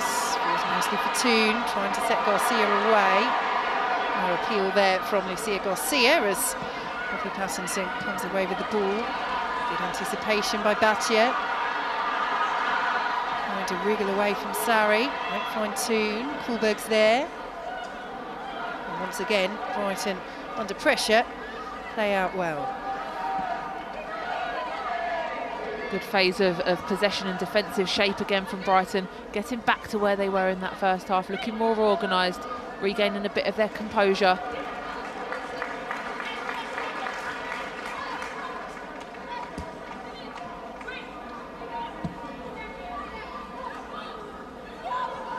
Here is Letitia. Battier. Toon. For Garcia. Kuhlberg is there for Brighton. Good pressure by Garcia. Manchester United throw. What have you made of her performance overall, Siobhan? Coming in the one change to the starting 11, Lucia Garcia for Manchester United. She's done well. She's been tidy on the ball. She's created opportunities. She's turned that Brighton left side of defence inside and out. The one thing that's lacking for me so far today is end product. She needs to be a bit more clinical, a bit more ruthless when she's in front of goal, and then for me she's been brilliant. Yeah, she did have that one solo run in the first half, which if she had stuck it away would have been absolutely outstanding goal. Tame effort in the end, saved easily by Williams. Turner's delivery. Flipped on towards Garcia. Oh, big shout for handball there, not given. Galton will keep it alive for Manchester United. Gets the delivery across, away by Morse. Galton once more. Manchester United keeping up the pressure over the head of Russo. Toon will get there. Battier just about does as well. That's very well played by Battier. Toon. Ladd won't reach it. Toon once more to Battier. Manchester United building. Cleared away by Bance and Pattinson to Lee. Brighton now with a chance to counter, and Hayley Ladd decides to take one for the team, bringing down Zidiotti.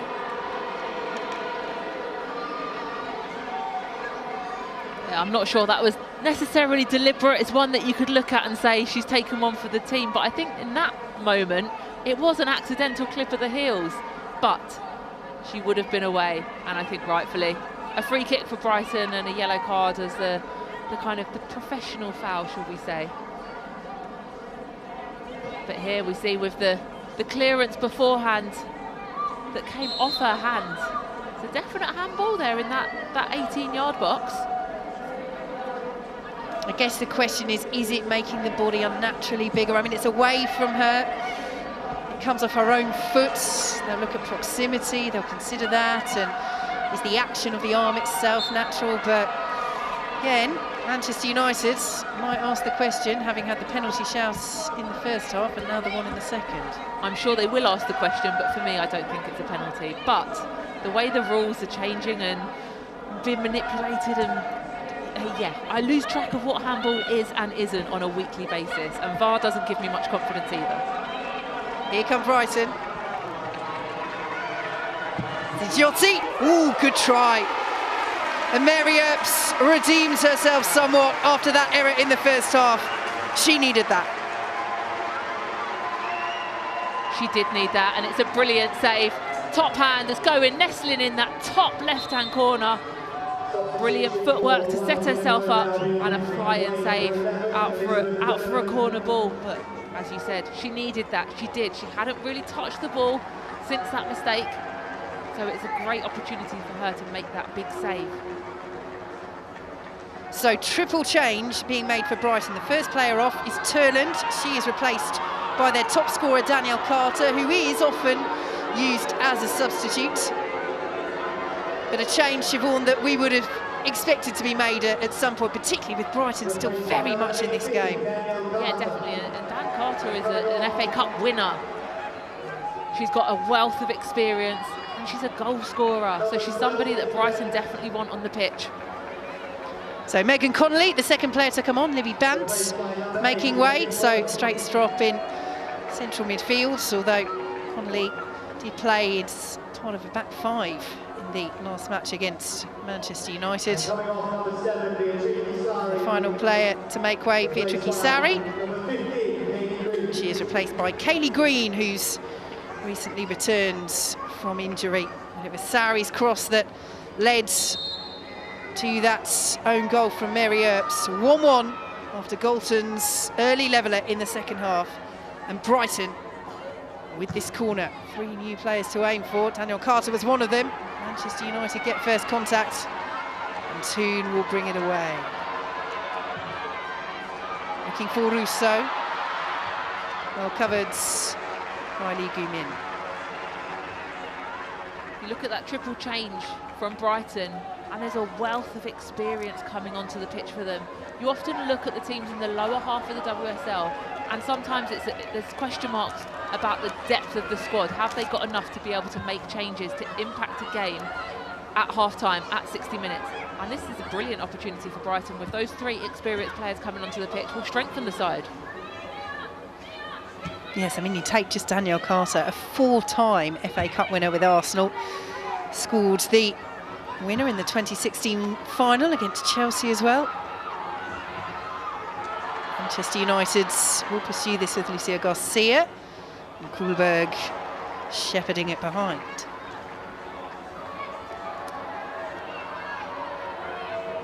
A lot of Manchester United's better play coming down this right-hand side in the second half. Lucia Garcia there with the opportunity. But again, as I said before, it's Ona Badje for me that's the key. When she gets forward, she really makes Manchester United tick. Now Lucia Garcia's race is run. She is replaced as Manchester United make their first change of the game. And on comes the Scotland forward, Martha Thomas.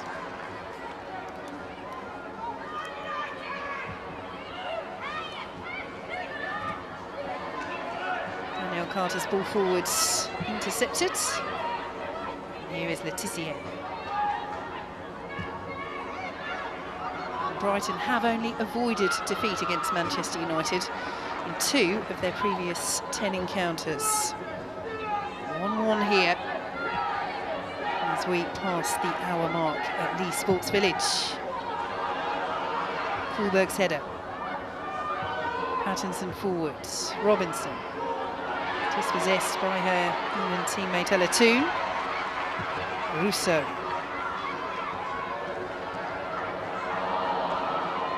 Have we seen enough of Alessia Russo in this game, Siobhan? She's had some decent chances, drawing that excellent save from Lydia Williams in the first half. I don't think she's had the service that she wants today. I think when Ella Toone is kept quiet, it often means that Russo is quiet as well, because Toone is often the one that finds her feet. When Ella Toone gets on the ball in those pockets, the first person she looks for is Alessia Russo. And Ella Toone hasn't really been that involved in the game today. She hasn't been able to pick up and drive the ball with the ball in those pockets, and therefore Alessia Russo in turn has been quite quiet as well.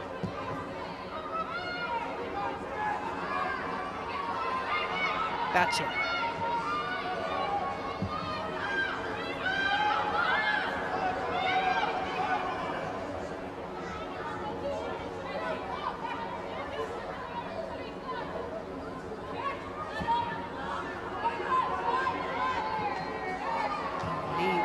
Getting onto that. In the end, does concede the free kick, but again has been an influential player for Brighton in the centre of that midfield, and just picking up those little pockets of space, either in attack or in defence. Her positioning, her reading of the game is so key. She has been. She's been very influential for Brighton, as you said, picking up the balls in those opportunities. Here goes Russo, and now Thomas wins the corner. Thomas is another player from that Manchester United squad that probably hasn't as much game time as she'd like to have. It's that wide right position that Mark Skinner tends to make changes with, so she's a player, when she gets that opportunity, will want to come on and prove that she's worthy of a start. Yes, it's her 23rd appearance of the season, but mostly used as a substitute, only one league start. Now on in this FA Cup semi-final as Manchester United play the corner short. Batia's delivery, straightforward in the end.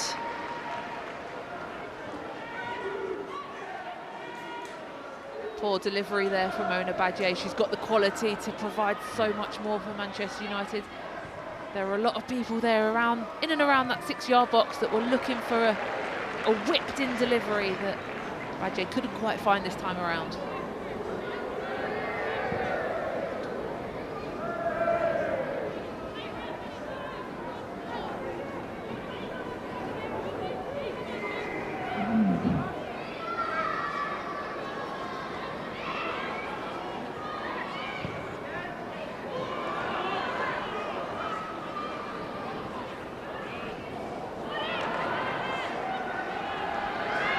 Carter, Robinson, down, free kick.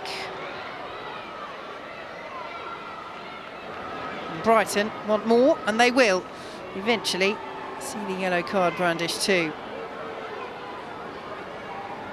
Really clever that play there from Robinson. Got a great touch past Maya Letizia, who had no choice really than to make the foul. Quite a painful one on that foot there. Katie Robinson still on the floor receiving some treatment. A brilliant touch for her, and a player that Brighton will want to make sure is fully fit, firing for the rest of this second half, as she's key to their performance. Yes, two young England players coming together as Melissa Phillips watches on. Two players in Robinson and Letizia who will hope to squeeze their way into that England squad for the World Cup. She's a player who's made herself unavailable for international duty at the moment, really appreciates the work-life balance of not playing for England, but tell you what, if she ever changed her mind. Most definitely, and you can see, we spoke about it pre-game, about the number of goals she's added to her performances this season. It's not just assists from those wide areas. She's finding herself in central areas a lot more often, and she's being a bit greedier, which I think for me is key. Before, she'd be in those opportunities, she'd be having those opportunities, but she'd be passing to others. Having to defend now, and does so, winning the header, Galton. Brighton trying to keep it alive. finely poised this midway through the second half. It definitely is. After Manchester United scored such an early equaliser, you'd have fully expected them to go on and take this game by the scruff of the neck and go on and get maybe another one or two. But credit to Brighton, they've got their shape back in, and they've been attacking with numbers when they've had the opportunity to as well. Danielle Carter dispossessed though, Galton down, free kick. But that's it, isn't it, Siobhan? It's credit to Brighton, the way that they haven't crumbled. Definitely, and as I've said it a few times today, you would not look at this game today and say Brighton were bottom of the WSL, fighting for their lives to remain in this league.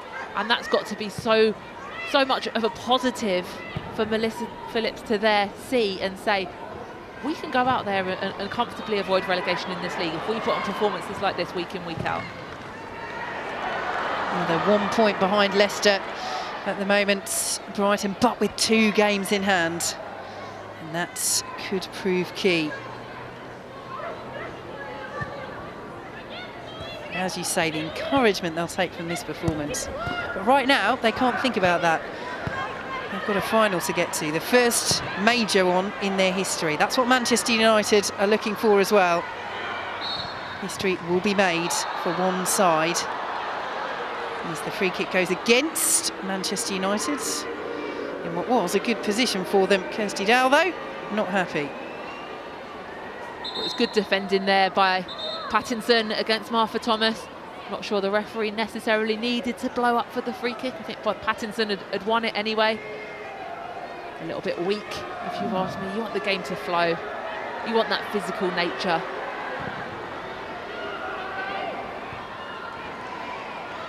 Carter beaten in the air by Millie Turner. Zellum to Letitia. Thomas is off down the right. Pattinson is there. Kuhlberg misses the header. Doesn't miss the block. Pattinson's clearance.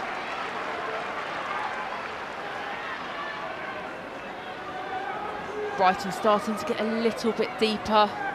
How hard they've worked in this opening 68, 70 minutes of the game. It's going to be interesting to see how much left they've got left in the tank for this remainder 70 minutes, because they've been working so hard to keep their shape, keep organised, prevent Manchester United from creating opportunities, and that takes a lot out of you. Yes, both clubs have players away on international duty as well over the recent break. Russo, what a ball. Oh, Toon almost with the lovely take. Brighton, though, playing themselves into trouble. And they're fortunate to get away with that. Unnecessary.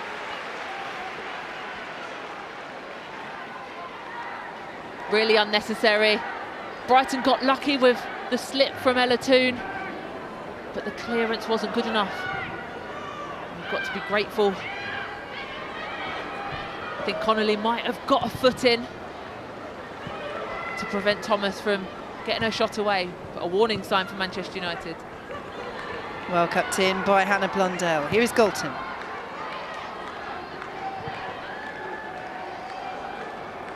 And again, you see the bodies forward that Brighton are committing.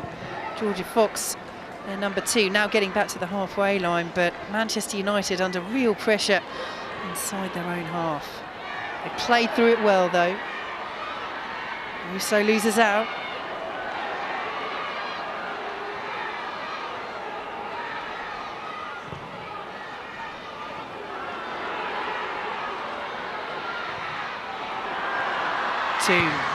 To Thomas. Early delivery. Also on the stretch. Lee on the stretch too, loses out to Battier. Thomas, cute back heel, Battier. Plenty of red shirts to aim for if she can find the delivery. Not yet, Zellum. Thomas under pressure. Now the delivery does come in, Kuhlberg away. Zellum, urged to shoot, does do so. Brighton with the block. Here is Green. Intelligently inside to Robinson, who sees Carter in a bit of space.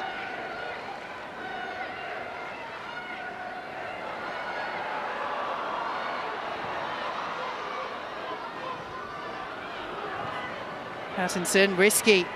Kuhlberg just got there ahead of Russo, but it puts Brighton under pressure and they lose possession. Toon won't reach Galton again, Morse is there. Anticipated well by Zellem. Brighton just looking a little tired all of a sudden in terms of distribution. And here goes Russo!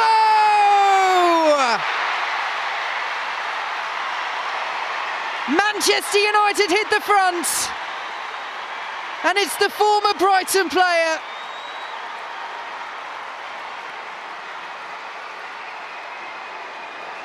A finish of real quality from Manchester United's and England's Alessia Russo.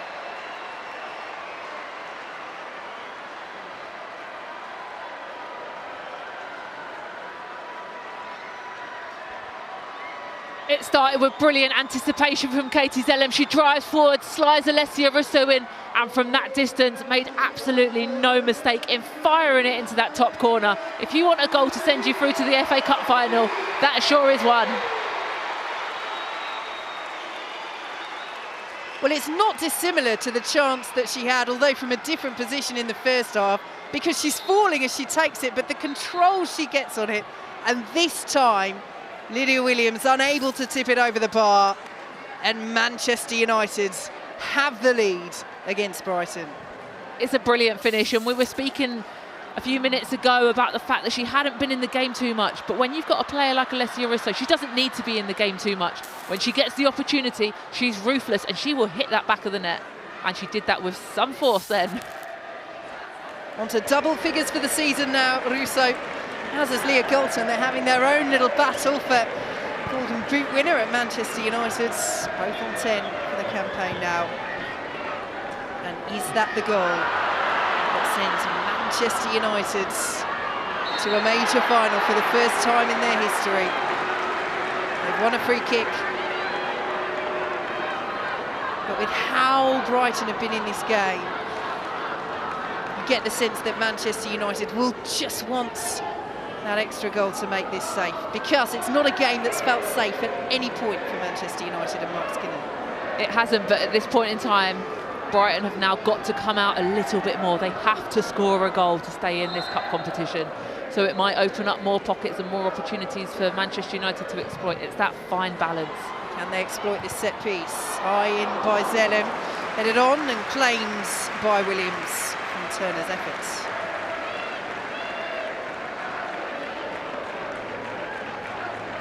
Millie Turner unmarked at that back post there. I'd like to see her get a little bit more power, a little bit more purchase on it.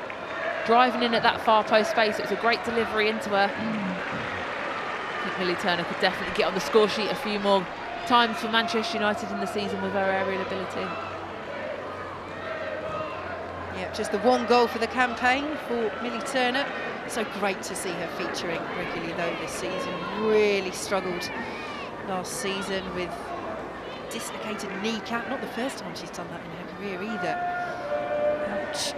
Also a tear to one of the arteries in her neck, which was something that very few players have had to deal with, an unusual condition, but after missing the vast majority of last campaign has been such a regular, and here she is under pressure from Danielle Carter, doesn't deal with it, Carter in, Carter clinical, Brighton back in this, 2-2.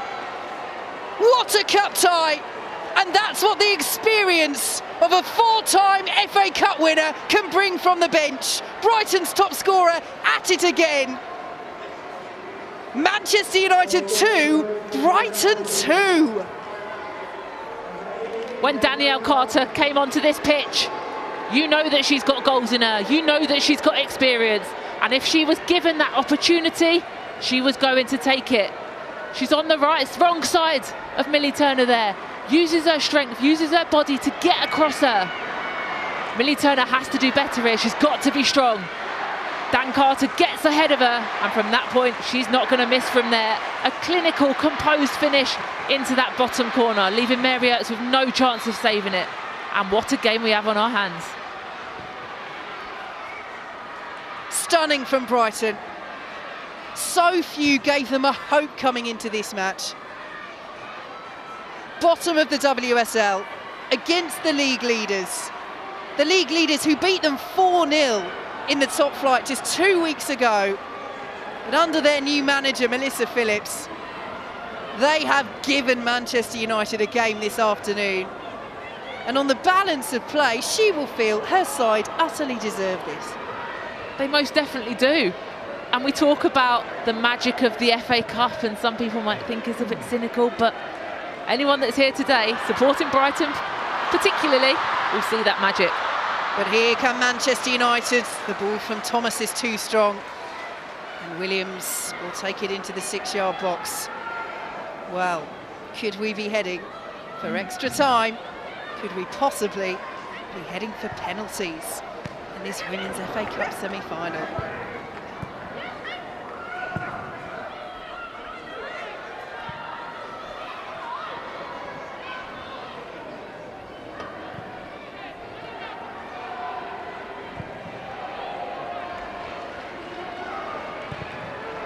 Will you still want a player of the match if it's 2-2? Rachel Williams or will we preparing wait? to come on for Manchester United.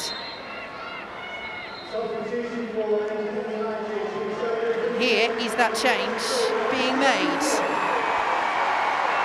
Alessia Russo is making way. And Rachel Williams, another player with huge experience.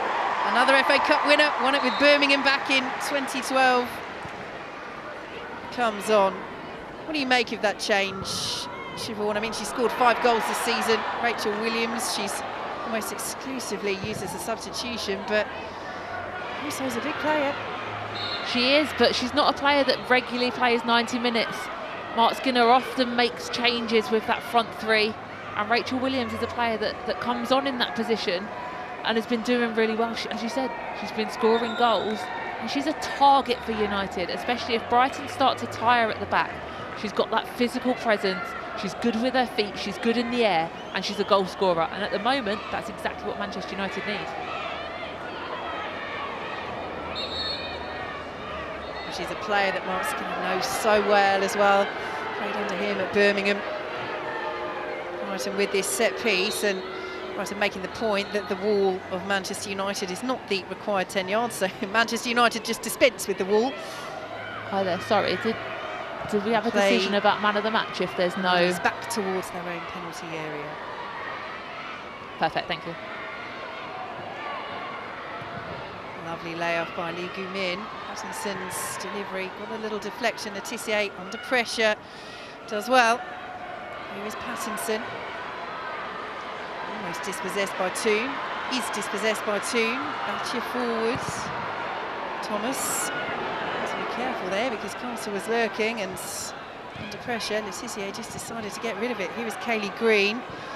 Straight into Letitia once more.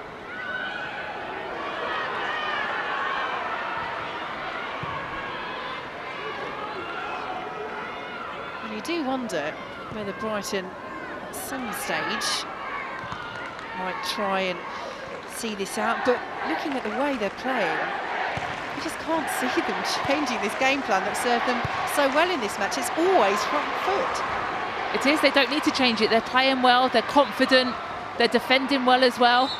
It's not as if Lydia Williams has been called into a number of top saves to keep her team in the game. It's Mary Earps that's made probably the save of the half to keep her team in it. Kaylee Green penalised for the foul on Hannah Blundell. Does just catch the back of Blundell's foot there. You have to say, for both of the Brighton goals, yes, it was a superb composed finish by Danielle Carter, but both errors from Manchester United defensively. One from Mary Earps, Brighton's opener in the first half, one from Millie Turner. Most definitely, and it's very uncharacteristic of Millie Turner there. She's had a brilliant season. I think at the time you were actually singing her praises. I'm not sure if that counts as the commentator's curse, which is a real thing, as we've definitely seen here today. Is that what players and ex-players always blame it on? Definitely. But she's been brilliant for Manchester United. She's another one that mentally now needs to refocus and get herself back in the game. Had to finish it though, Carter, and she did with aplomb. As Brighton come forward once more.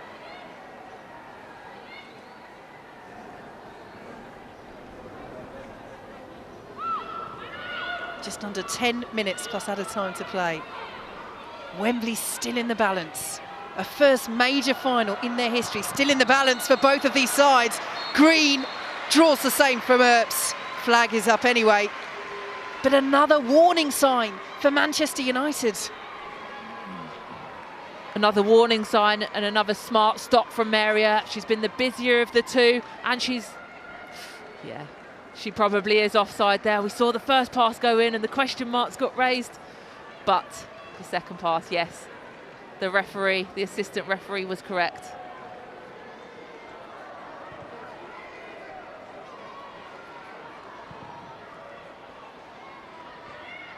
Forward by Le Tissier.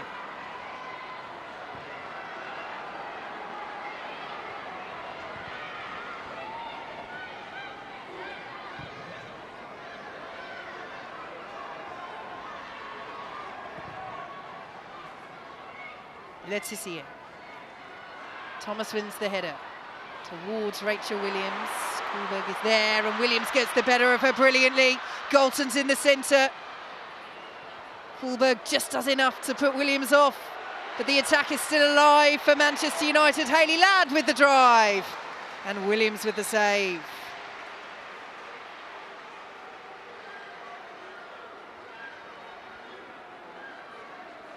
Well, play stopped with Pattinson down, but Williams had to play to the whistle. Shot needed saving. It was a smart stop by Lydia Williams, held on to it really well to prevent the corner, but for me it's the challenge by Pattinson which has got herself injured, but it's a fantastic challenge. Martha Thomas was ready to pull her foot back, take that shot, and it's an outstanding challenge from Pattinson and a comfortable save from Lydia Williams in the end.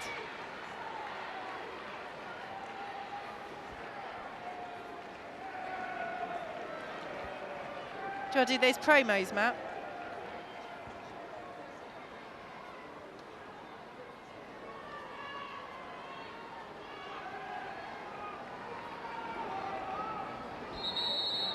So a chance for both players to regroup and a chance for us to tell you what's coming up here on the BBC. Aston Villa against Chelsea. It's got a lot to live up to. This has been a thrilling first Women's FA Cup semi-final. That is tomorrow. Our coverage starts at 1:50 on BBC One. And then Manchester United back here in league action on Wednesday. Huge match against title rivals Arsenal. Coverage starts at 7:05 on BBC Three.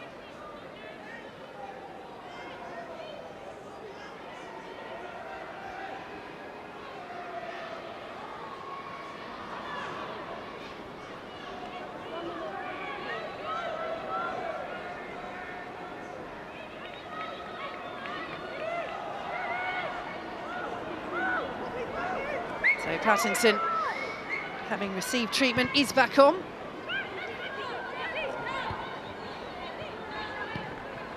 Carter challenging with Le Tissier, away by Zellum. Dalton with the header. Morse is there. Won't quite reach our commentary position, but Siobhan was poised and ready. I was there ready to make the save or duck out the way. Blundell. To Blundell once more. Are we to see late drama here at Lee Sports Village? To Zellum. Le Tissier. Here is Berthier. Taking on Robinson. And winning the free kick.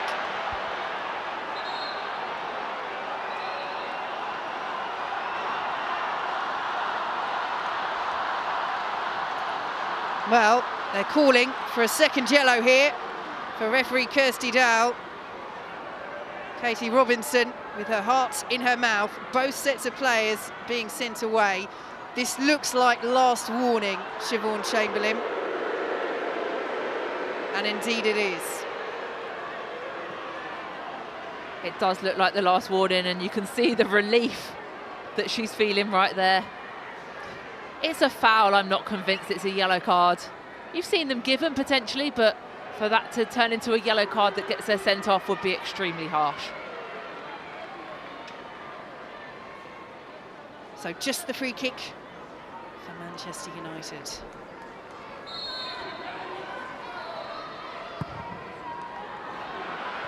Zellem's delivery is high. Flicked away by Green. Gumin looking for Carter. Does get the touch. Won't keep it in. That's too much of Carter there. I think Carter's touch just took it away from her a little bit. Had it been a little bit slighter on the touch, she'd have got the turn and got in behind.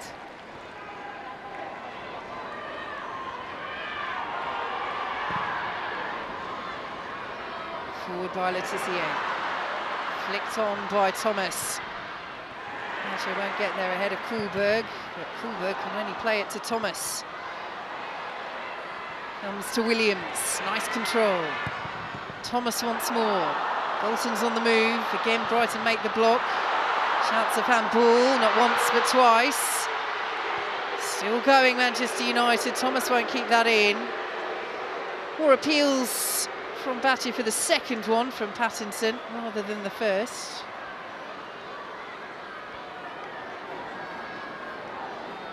I think when you see the connection here, her arms are within the width of her body. They're not extending it, they're not making her body any bigger. Yes, it hits her arms. It potentially could be a bit silly to have your arms there to make the risk, but it's within the frame of her body. I think it'd be a very harsh penalty to give. Time ticking away.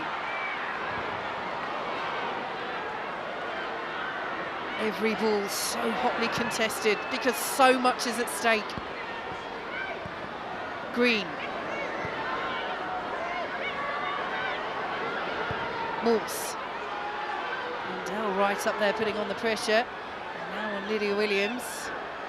Robinson is down. Brighton play on. Here is Kaylee Green. Turn her across. Georgia Fox. Space for Zigiotti. She brought down there by Thomas. Referee Kirsty Dow says no. And here comes Zellem for Manchester United. And now she finds Williams. And the flag stays down. It's Rachel Williams with the goal that could send Manchester United to Wembley and could bring them to their first major final in their history. Rachel Williams off the bench for Mark Skinner's side, and late on they lead Brighton by 3-2. And that is why Mark Skinner brought Rachel Williams onto the pitch. Her experience, her clinicalness in front of goal, a ruthless finish into the back of the net to make it 3-2 and potentially seal Manchester United's place in the FA Cup final at Wembley. For me, you've got to look at the potential naivety of Brighton though. Katie Robinson was sat down on the ground for a good 2 minutes before Manchester United scored. They had the opportunity to kick the ball out of play, yet she wasn't there to defend when Manchester United broke. And it was her side of the pitch that was exploited for Manchester United's potential winner. Could it be a history-making goal for Manchester United? Brighton making changes. Katie Robinson is off.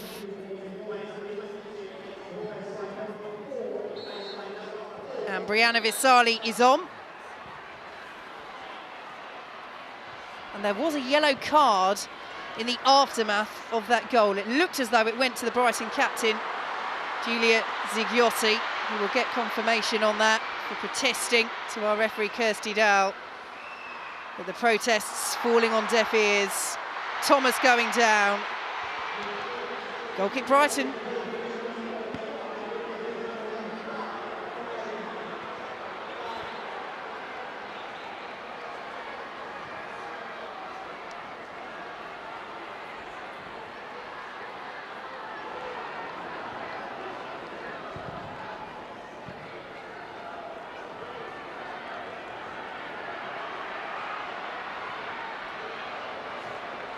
Visali with the challenge on Patia.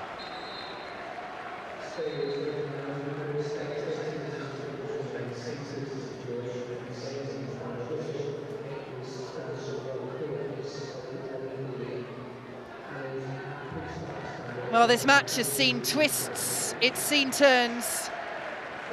And Aoife Mannion is the latest to enter the fray for Manchester United. Leah Galton being replaced. She's played her part, getting Manchester United level early in this second half. What a second half it's been. All smiles at the moment. Oh, there are more lines to be written in this story. Time ticking away for Brighton.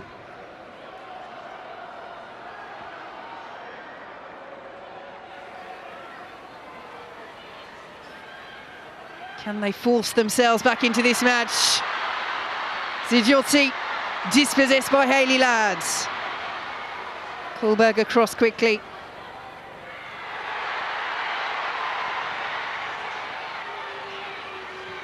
Forward by Zellem. Rachel Williams head down will chase, cleared away by Lydia Williams for Brighton.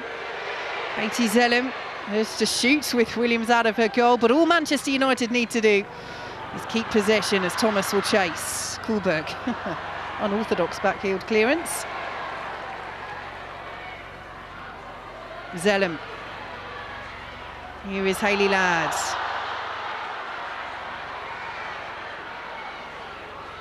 Zellem.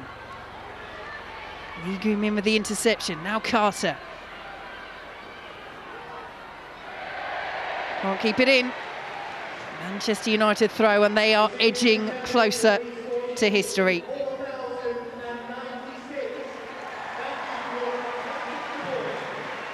Well, so many twists, so many turns, Siobhan. Makes it rather tricky to pick a player of the match. But who have you gone for? It definitely does. It's a game that's teetered on the knife edge throughout. There's been no standout specific player throughout the entire 90, but one standout player with a standout moment is Rachel Williams, with what looks like, for now, is the winning goal. So she, for me, is my vitality player of the match. The key impacts off the bench. The key goal that could make history for Manchester United. Can Ella Toone wrap it up for them? She's got Blundell as an option. Here is Ladd. Now Blundell.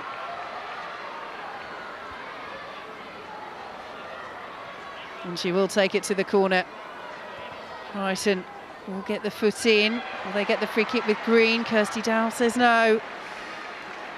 Time is ticking away. Zellem forward to Toone. Into the corner once more. Manchester United throw, and they're nearly there. They are nearly there. Now it's about running this clock down, using their experience, taking the sting out of the game, and making sure Brighton don't have that one last chance. It looks as though his changes have made the difference. They've been pushed all the way by Brighton. The game has been in the balance. But Manchester United look to have found a way. Brighton have the free kick though. Final few seconds. Is their time. Kohlberg.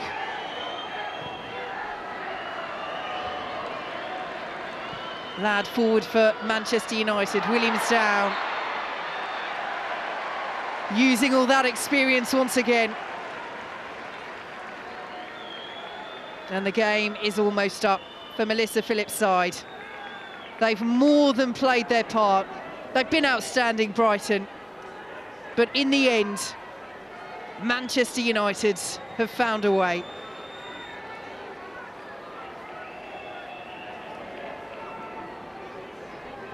Forward by Letitia. Thomas will hold it up. Dispossessed as Brighton desperately try and get the ball forward. Georgia Fox, still we play on. History for Manchester United. Rachel Williams sends them to Wembley. It's their first major final in their history.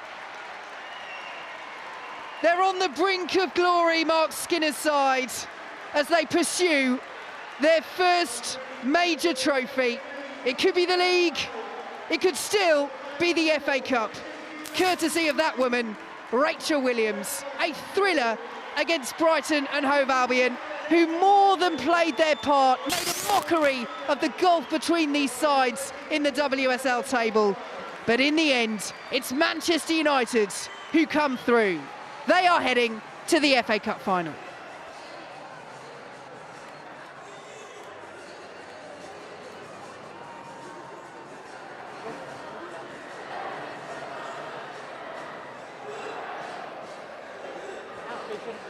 Thank you so much to our commentary team today, Siobhan and Vicky.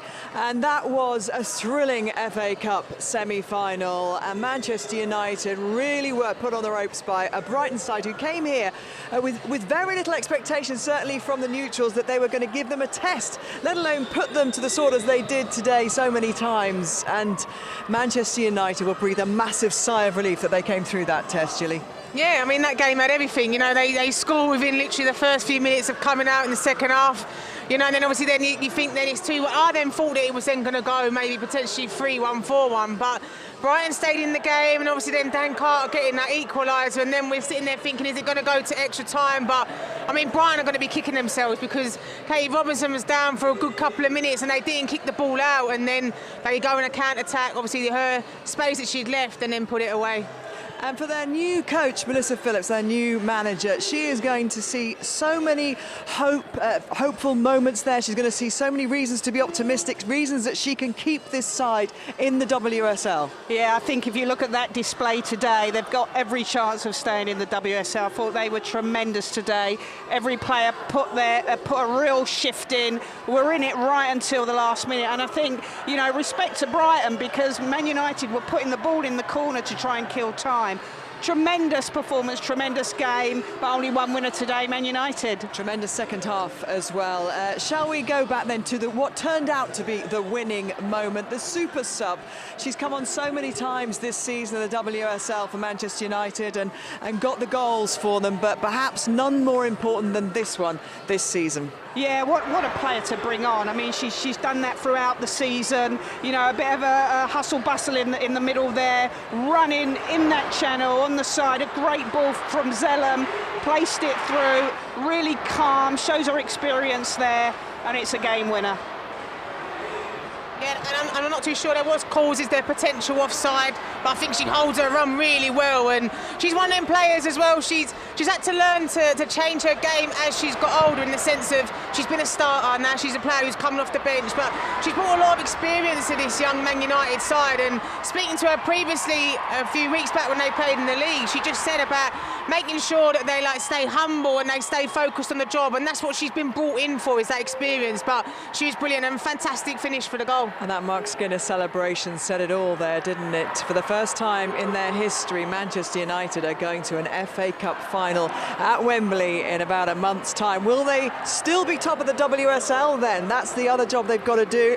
Shall we go back and have a little look at the goals that created this story? The one that I really want to revisit is Danielle Carter's goal, because she came on the Brighton sub and she's such a big player, had such an incredible career, and when you can still do this and affect a game to make it 2-2, Dan Carter. And this was a moment, wasn't it, that really gave the game jeopardy. Yeah, great experience to bring on. Turner there, I think, makes a mess of it.